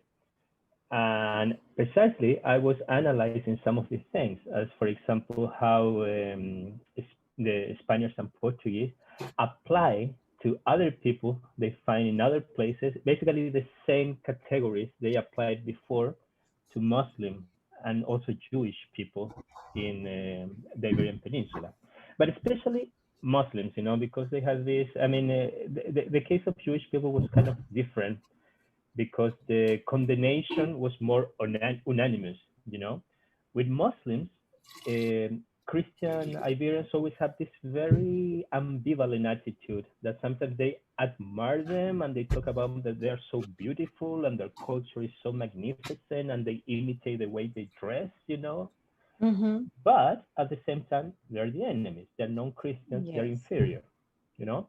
So that ambivalence, I started after my dissertation, like finding it everywhere. For example, here in the letters of Columbus in Tamania, that is clear. I mean, these natives are beautiful and they have so many good qualities, but also they are inferior and they should be colored. Mm-hmm. Okay.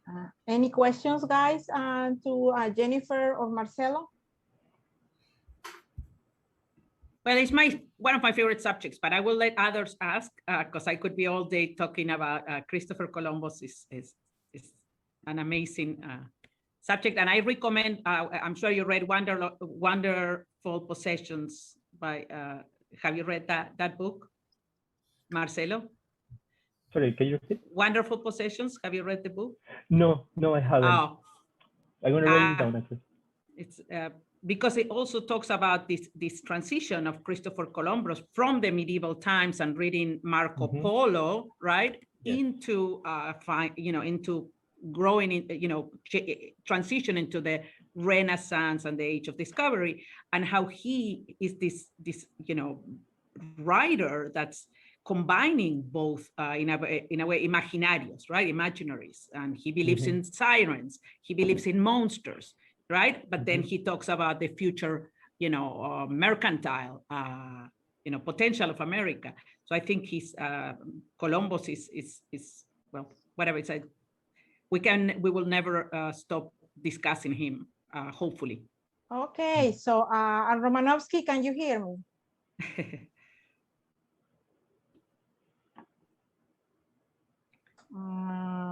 Romanovsky, are you able to do your presentation? Can you hear? Can you turn on your, share your screen?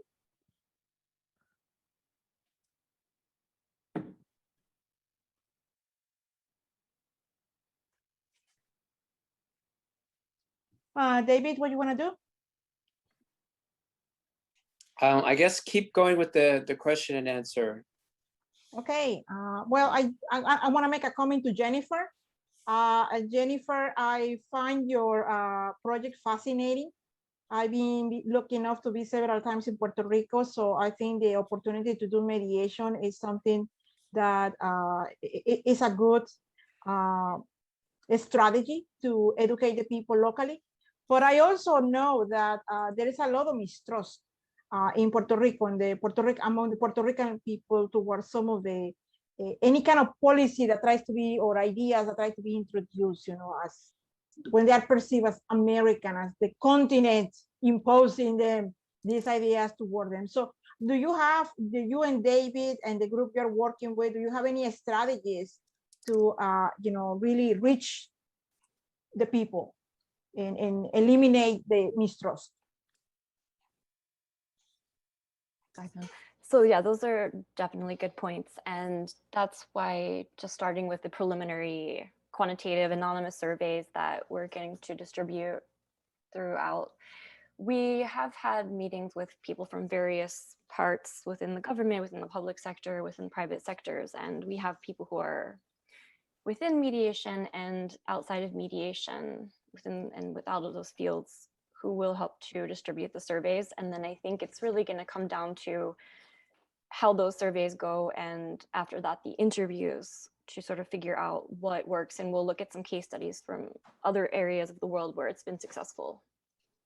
Okay, I have another question, if I, you know, may interject. Are you involving students from HSU? Are the students being able to participate in somehow in the project that you and David have? David, who's trying to sign in right now, he's texting me. I already. He might show up at any second. I just admitted him. Okay. There he is. So actually, Virginia, if you want to ask that question again. Okay, I will. Hi, David. Nice seeing you. You are muted. You need to remove your mute. You're muted. I apologize. Teaching, as you all That's know, okay. comes first with our students, so I'm ran late. We know. So I was asking Jennifer about if your project with her in Puerto Rico, if you are planning to involve the students from HSU in any aspect of it. Yeah, I think it's a great opportunity myself. So that's why. Oh, excellent, excellent. Well, I'm a resident of Puerto Rico, so, wonderful. So, yeah, I live in Colloquium. So the answer to your question is yes. I mean, on a PhD level, sort of. So what we have, when we started the project, which was a vision concept of mine after doing a lot of work in other parts of the world, advising governments on creating court mandated mediation programs. You know, I work a lot with the AAA. I'm on the board of directors for the International Mediation Institute. I was part of the UNCITRAL working group sessions that created the convention. And so what I experienced in this is that we're all trying to provide mediation and model modalities that will reduce stress in the work in our communities, in the workplace, you know, through, you know, that are due to conflict resolution or conflicts that come up. Yeah. And there are different models of mediation. But one of the problems that I saw in all this is that you can build the house, but that doesn't mean people are going to come into the house. Yes. And so I started down the road in this part and meeting with Dr. McDivitt. She, in her background, as many of you may know, she has her PhD in really the part of dispute resolution, but also in phenomenological, if I'm saying it right, because it's always a difficult word for me, phenomenological studies, which is really this perception, it's part of the behavioral sciences of when you experience something. And my colleagues down at Inter-American School of Law, we started saying, you know what, before building a house, let's first get to a level of what people's perceptions are in understanding how to address conflict. Yeah. And part of that law, and part of that's behavioral, and part of that's perception. And unfortunately, we have a joint IRB. I think we're one of the first times in history that NJCU has a joint IRB with another major institution. That was a lot of work, as you can imagine. And what we did is we brought in also an AI GDPR approved process to this as well. So we're not just doing surveys, there's another dimension to that. And what we were using as the perception at the time when we created this thing, because it took a number of years to put this all together, was the effects of Hurricane Maria as that perception triggering. Now, we all know we had earthquakes down there. Unfortunately, I was in them. Not fun. Then we have COVID. So our project, of course, got somewhat, delayed. In fact, I'll be down in Puerto Rico in the next couple of weeks now that I'm vaccinated, and rebooting this amongst many projects we do with the university as a whole, within our institute. And the rationale behind it is to use now COVID. Yeah. So we're going to update our IRB because we have something much more substantial, unfortunately, that is going to be a game changer. And I think we'll wind up, at least in our field, in our segment of the study of people's perceptions, with an overload of an amazing dearth of information in what we're doing in our empirical studies, which will lead to our then R1 level research publications, both in the behavioral science side and then on the legal jurisprudence side, both in Spanish and in English. And that will be a construct, and I don't know if Dr. McDivitt has explained the construct, so I don't want to repeat what she may have already explained about how we are doing this empirical study in a two-stage approach that involves AI, and with obviously all the proper protocols that are necessary when we're studying behavior. And for students that are not familiar with this process, it's a very, very it's a field that, when it's done right and ethically, is very important. When it's done wrong, it's not.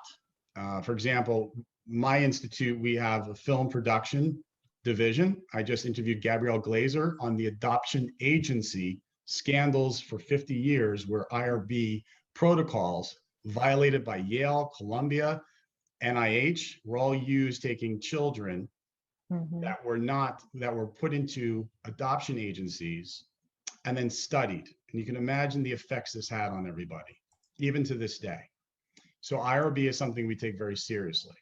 So within that prism of that footnote, for the students that are listening to this today, as well as my colleagues, is that we are doing the empirical survey process first, with all the protocols in place, and then the AI through a matrix we developed that's all proprietary, through a colleague of mine that is one of the top women AI experts in Europe. She was actually awarded the Select USA, call it, VIP, to come to the United States and tour.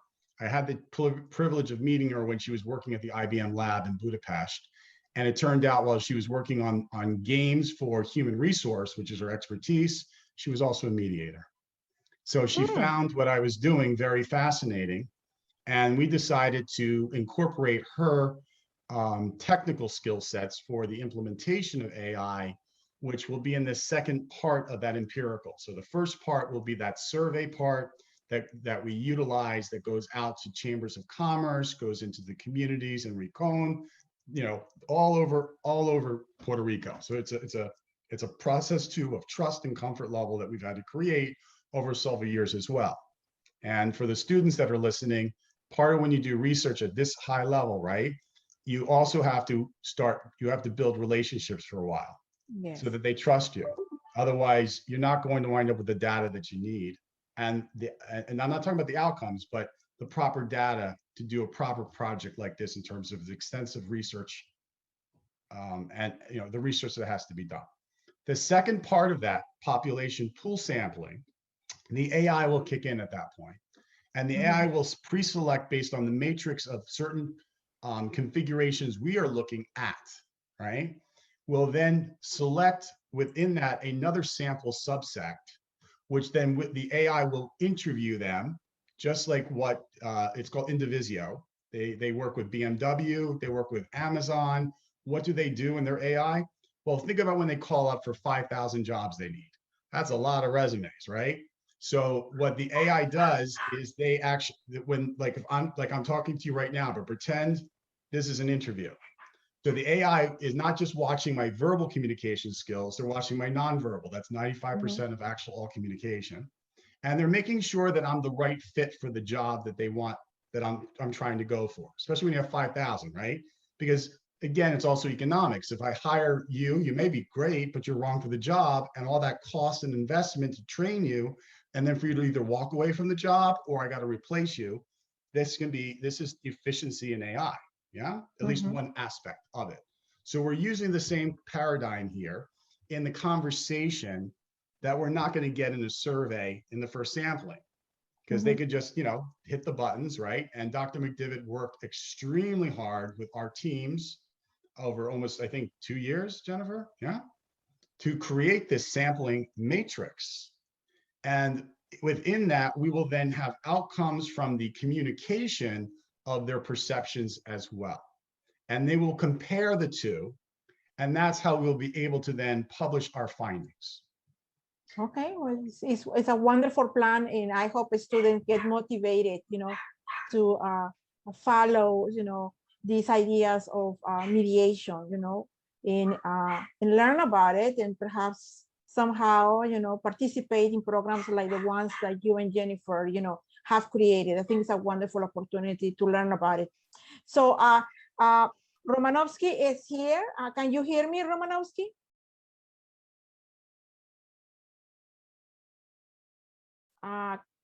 Can you turn your camera on so we can see you and hear you? Hello, do you hear me? Hi, yes, we can hear you. Can you turn your camera, or you're gonna do just an oral presentation? Do you have a PowerPoint? I think that I will do an oral presentation because I have a problem with the camera. Okay. Now I move from the PC to my phone. I'm talking to you from my phone right now. So this is okay. It would be better to speak. Okay, so let me introduce you. Romanovsky Seferin, and I hope I'm not butchering your name. He's an adjunct professor at NJCU, the Latin American Studies Department. His research focuses on population migration, inter-American immigration, and foreign policy. So please welcome Romanovsky Seferin. Go ahead. Thank you very much for your introduction. And I thank also all the panelists who are here today.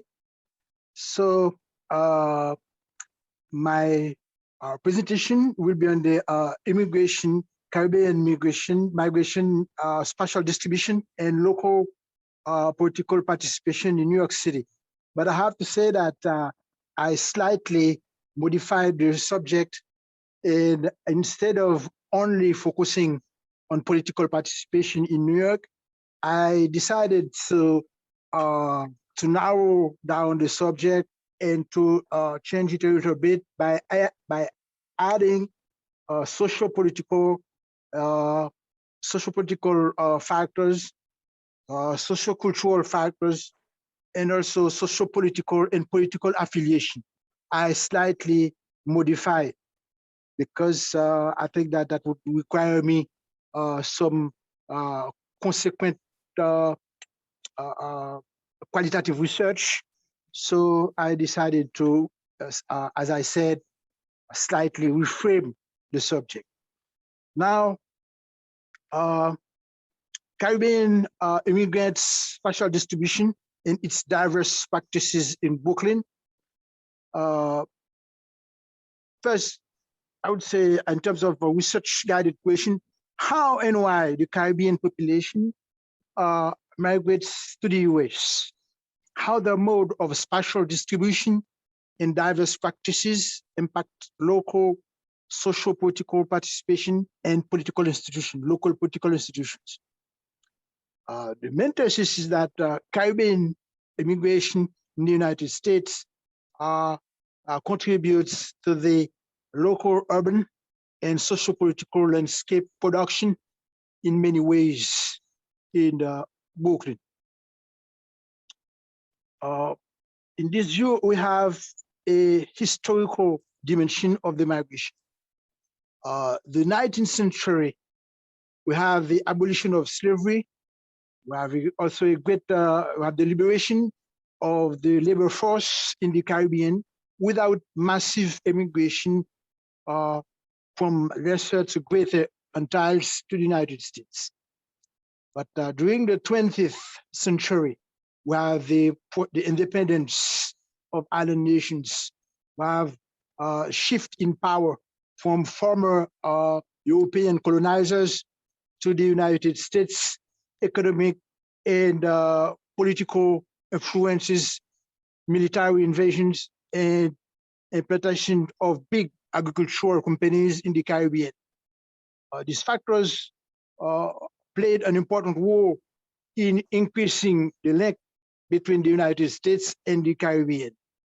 And particularly the implementation of great companies will allow a lot of people from the islands to move from one island to the other and create great connection between the islands themselves and further with the United States.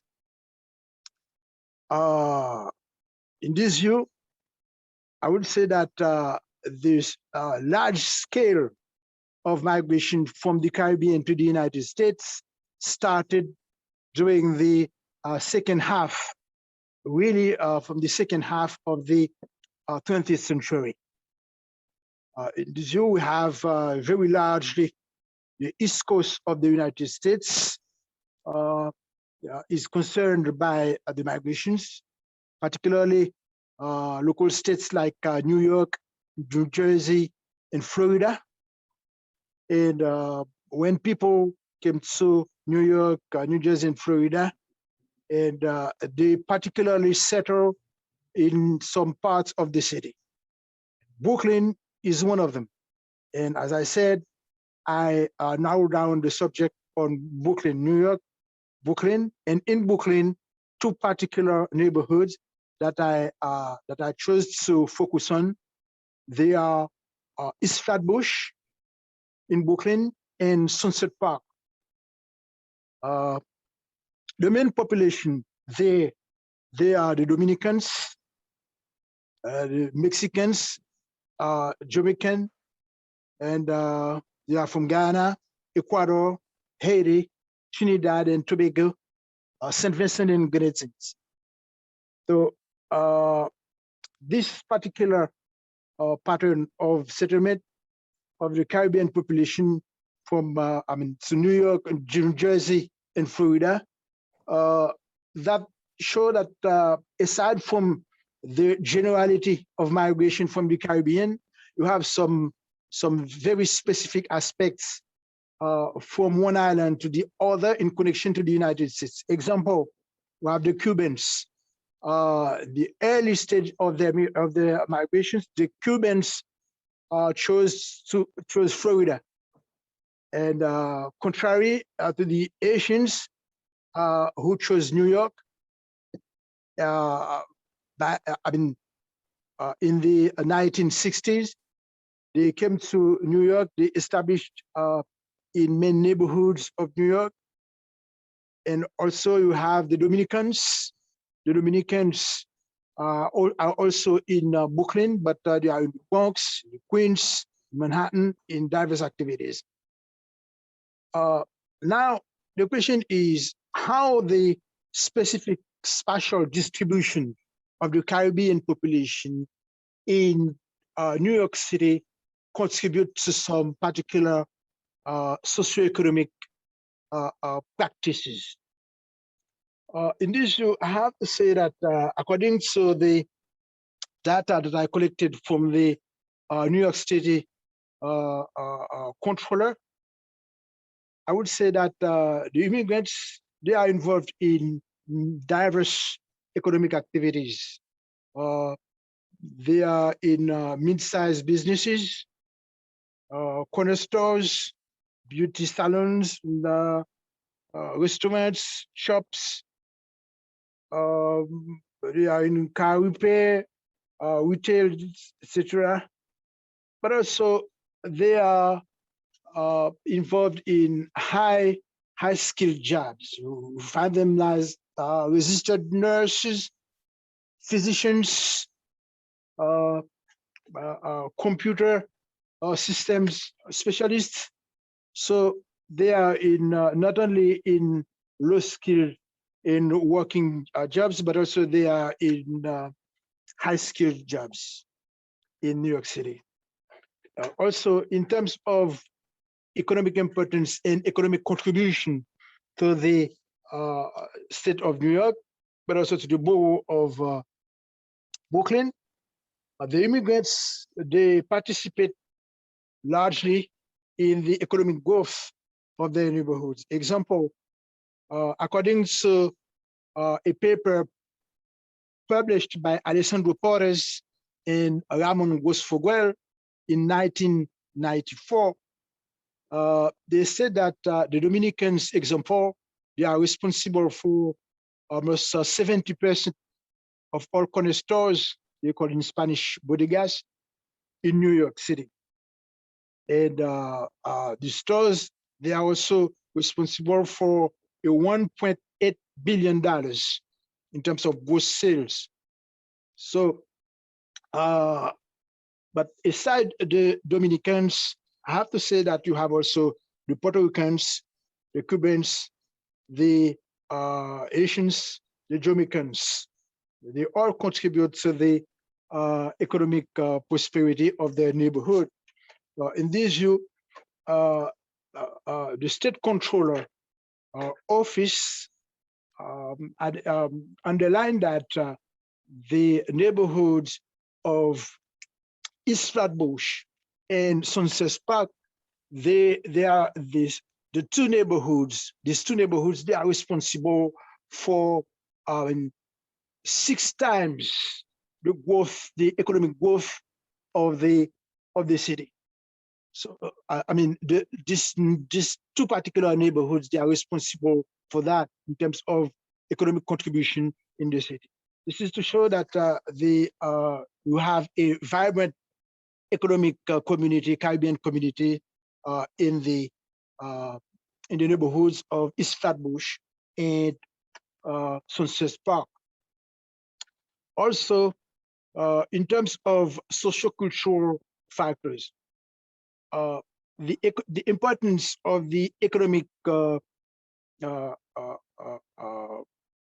progress of the Caribbean community in the neighborhoods of East Flatbush and Sunset Park creates a kind of particular cultural activities, because within the stores, aside from the great dynamic of business creation, etc., we have some cultural activities. Cultural activities, example, in stores, in restaurants, particularly on weekends, we have small dancing clubs. We have dancing club with salsa, reggae, compa, soca, but also jazz on weekends. So we have all the Caribbean styles of music in stores in the area of East Flatbush and Sunset Park, where we have a great diversity of musics, but also people. And I would say that all of that, they contribute to promote the Caribbean culture in these neighborhoods in Brooklyn. Additionally, we have Caribbean painting expositions that are organized, I mean, often. We have annual carnival called the Labor Day on Eastern Parkway, where we have all the people in the Caribbean with their traditions, their costumes, musics, etc., etc. All of that also show the diversity but also the specificity of different different aspects of the people living in the islands. So I would say that how the cultural diversity of the population, of the culture of the Caribbean in Brooklyn, and particularly in the neighborhoods of East Flatbush and Sunset Park, how politically and how the great cultural movement, how it plays in terms of political practices, political militancy, and political affiliation. I would say that we have socio-political mobilization, largely led by faith leaders and community leaders. We have also race style politics of style protest, like political practice in Brooklyn, in particularly if they are very influential to decide who will be the councilman, the councilwoman, but also to some degree congressmen, congresswomen. So they are very influential, and largely they constitute coalition, inter-Caribbean coalitions, closely connected to some African American organizations. In this view, they share the same slogans like Black Lives Matters. They also share the same claims in terms of for social and police reforms, no peace, no justice. So we can find the same slogans. They organize political coalitions, and where elected officials, not only locally but also at the geographical scales of New York City, where we have the mayor, where we have people from Albany. It comes to the East Flatbush, and not only East Flatbush but also Sunset Park, to participate in great demonstrations where people of the Caribbean are united and participate in great demonstrations, either to protect, either to fight against police brutality and to ask for police reform, but also to ask for better local proximity public policy in terms of after-school program, in terms of better school aid, education, etc., to ask for funding from local elected officials for associations, for block associations. So all of that contribute to the socio-political activities, but also political affiliation. Political affiliation, because all of the associations that are involved in these mobilizations on the ground, they are largely connected to the Democratic Party, and where we have good connections with the mayor of New York, but also the governor in Albany. And this is why I think that while the movement is locally, but the impact of the political impact of these types of mobilizations, they reach, all level of the political spectrum in New York City. Aside from the mobilization, political mobilization and affiliation, also have to say that the naturalization process of migrants, where often we have a kind of dichotomous distinction between home and away, when the migrants choose the US citizenship, they are more involved in political activities of their neighborhoods, of the city, but also of the country. But also they expect some outcomes of their political militancy in terms of political reforms in their home country, in order to have more, we have the respect of human rights in their country from some governments there, which are not, very or fully democratic. In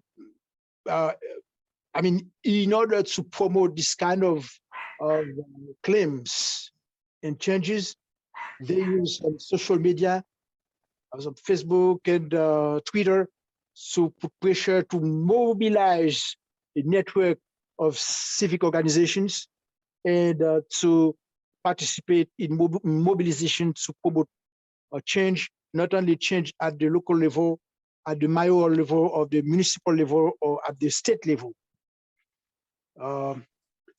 Now, to conclude, I would say that I would emphasize on a theoretical perspective, because Caribbean migration in New York, particularly in Brooklyn, show that when we refer to the interaction between the islands themselves, the islands in the United States, we can say that there is a kind of, there is the need to put in question some well-established theoretical perspectives in migration studies. Example, we have the theory of push-pull, migration development, center and periphery, explaining the localization of capital, of economic investment, and where we have a high amount of available labor force, generally moves from the center of great centers of economic investments. And these theories, they are not really applicable, they are not fully applicable from the Caribbean to the Caribbean migration, because we have inter-Caribbean migrations, we have intra-Caribbean migrations. Example, we have the Dominicans in Puerto Rico, we have the Cubans in Puerto Rico, and we have Jamaicans, Asians in Dominican Republic, and you have Asians, Cubans in United States, New York, Florida. And we have a great movement, a great interaction between the islands and the United States. In this view, I think that there is a better theoretical lens that could frame the issue. This is why in my works, in my publications, I focused on the inter-American space. But also, I have to say that there is an important American researcher. His name is Smith, who contributed to the production of my theory of Caribbean migration, where I problematized the multipolar people displacements in the Caribbean, from the Caribbean islands themselves, and the Caribbean in the United States. So it's great interactions. I problematize and theorize people movements as a inter-American migration system. This inter-American migration system, we have hierarchy in it, we have interactions, and they are periodically, they are periodically then in terms of people movements, in terms of influxes of people, in terms of constitution of the communities, and they are very important, not only to allow people to cross borders, but also to allow the communities to have impact, diverse impacts, political, social, and economic impacts on the on their home country. So this is to say that the Caribbean migration, are very important in terms of providing new theoretical perspectives to analyze migration in the Western Hemisphere. So right now, I think I'm ready to take some questions from the participants. Thank you. Thank you, Romanovsky. We appreciate your presentation. I look forward to see sometime the PowerPoint. We would love to see it with a PowerPoint as well, you know. So any questions from the public, please, for Romanovsky or Marcelo or Jennifer? You can write your questions on the chat, or you can just raise your hand and directly express your questions.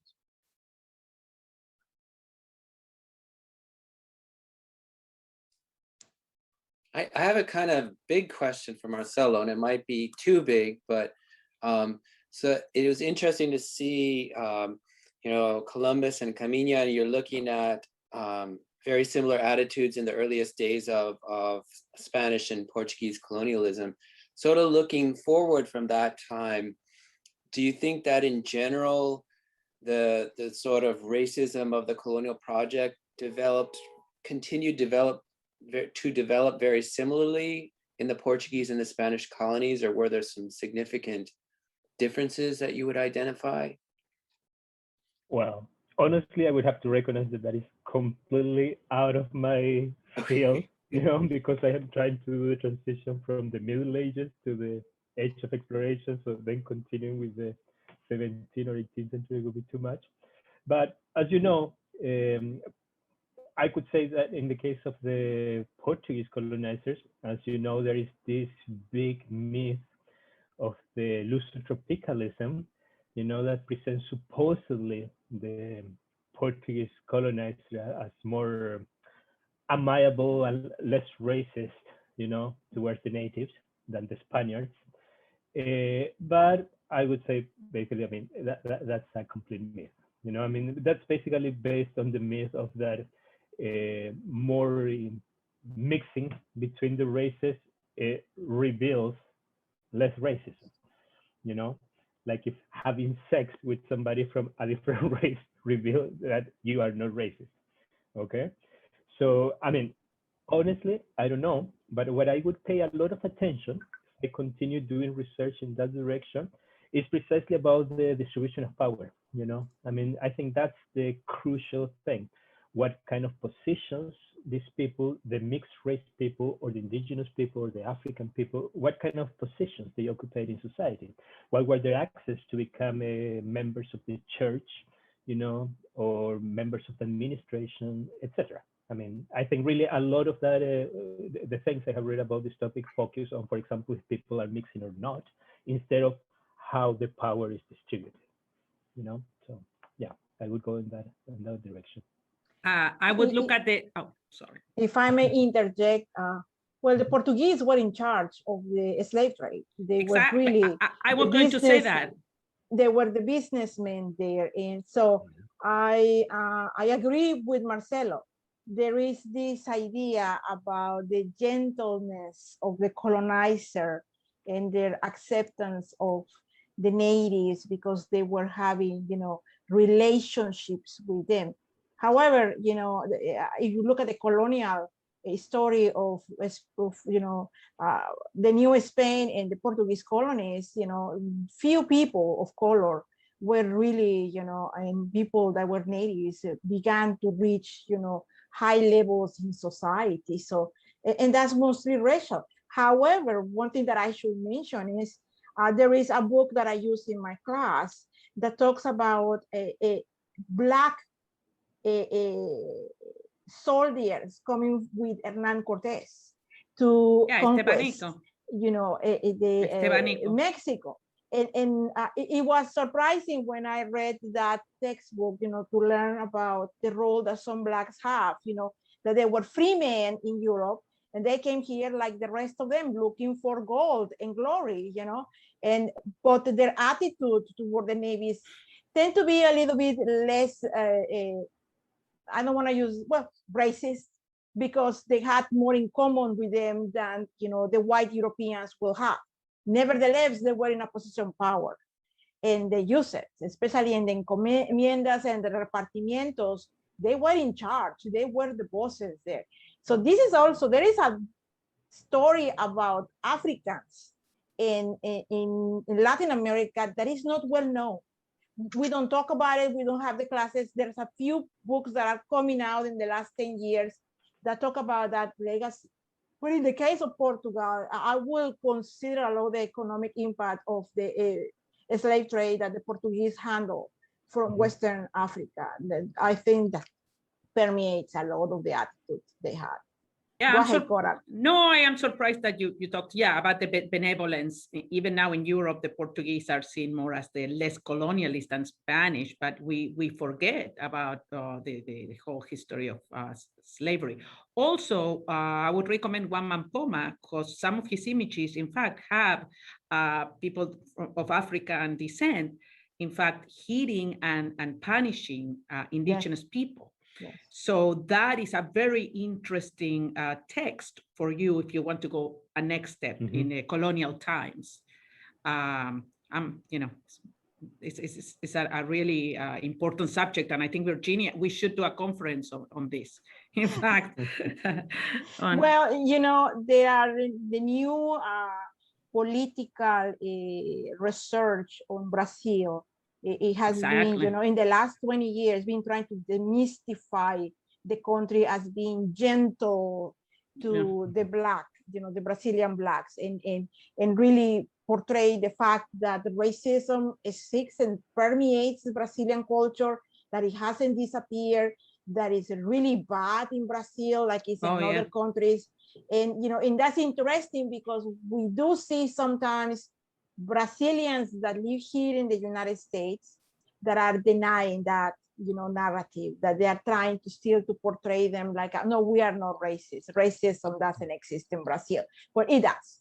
Unfortunately, that is the case. So, you know, you are an expert on the literature, so I'm just talking to the wall here because you know more about that than I do. You know, I'm just talking about the little bit that I read and know about my classes. Is touching the series in the PBS series Black in Latin America. Yes. It was based also in a book by Henry Louis Gates Jr. Yes. And the DVDs of the documentary, you know, are in our library. And I'm using it now for the class of violence and resistance precisely because of that, because there's some racial issues that are touched there. And it's actually very interesting to see it from the perspective of a Black American like Henry Louis Gates Jr., because obviously he's also very surprised about some of this stuff, you know? Yeah, I found particularly the interesting his reaction. You know, that I have the feeling that he took for granted that the racism permeated what Latin American Caribbean cultures are. It's really embedded in there.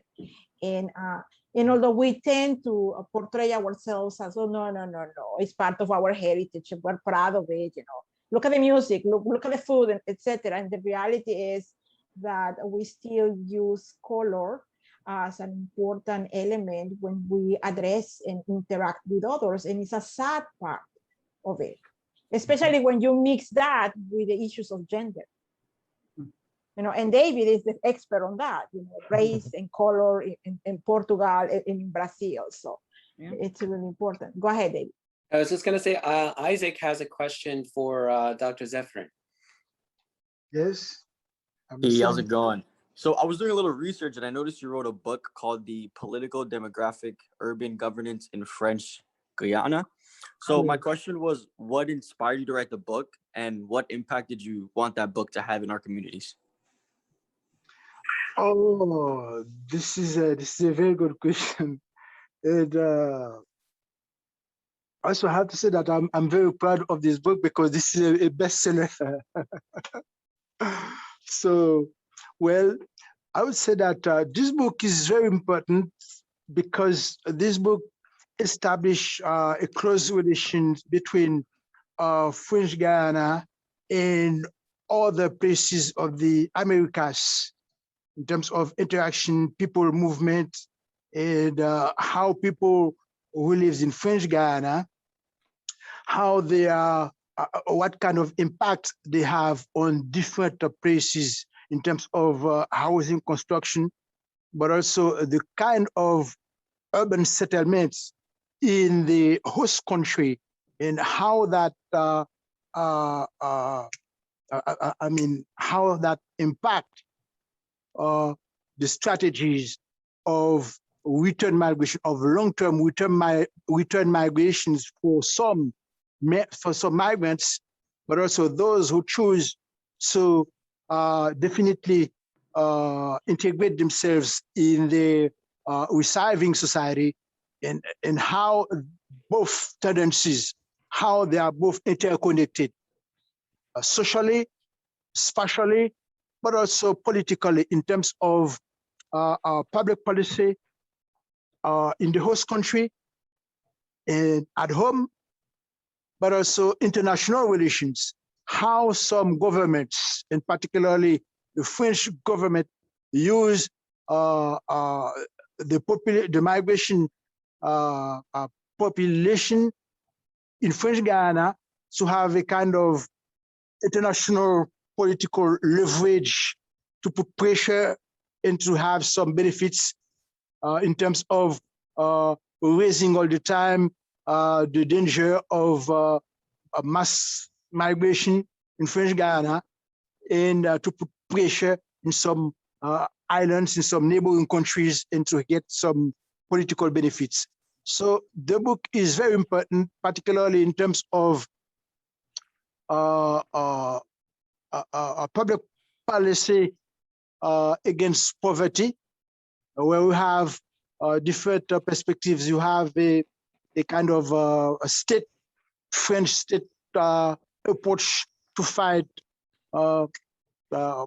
poverty and promote integration, social integration, but also we have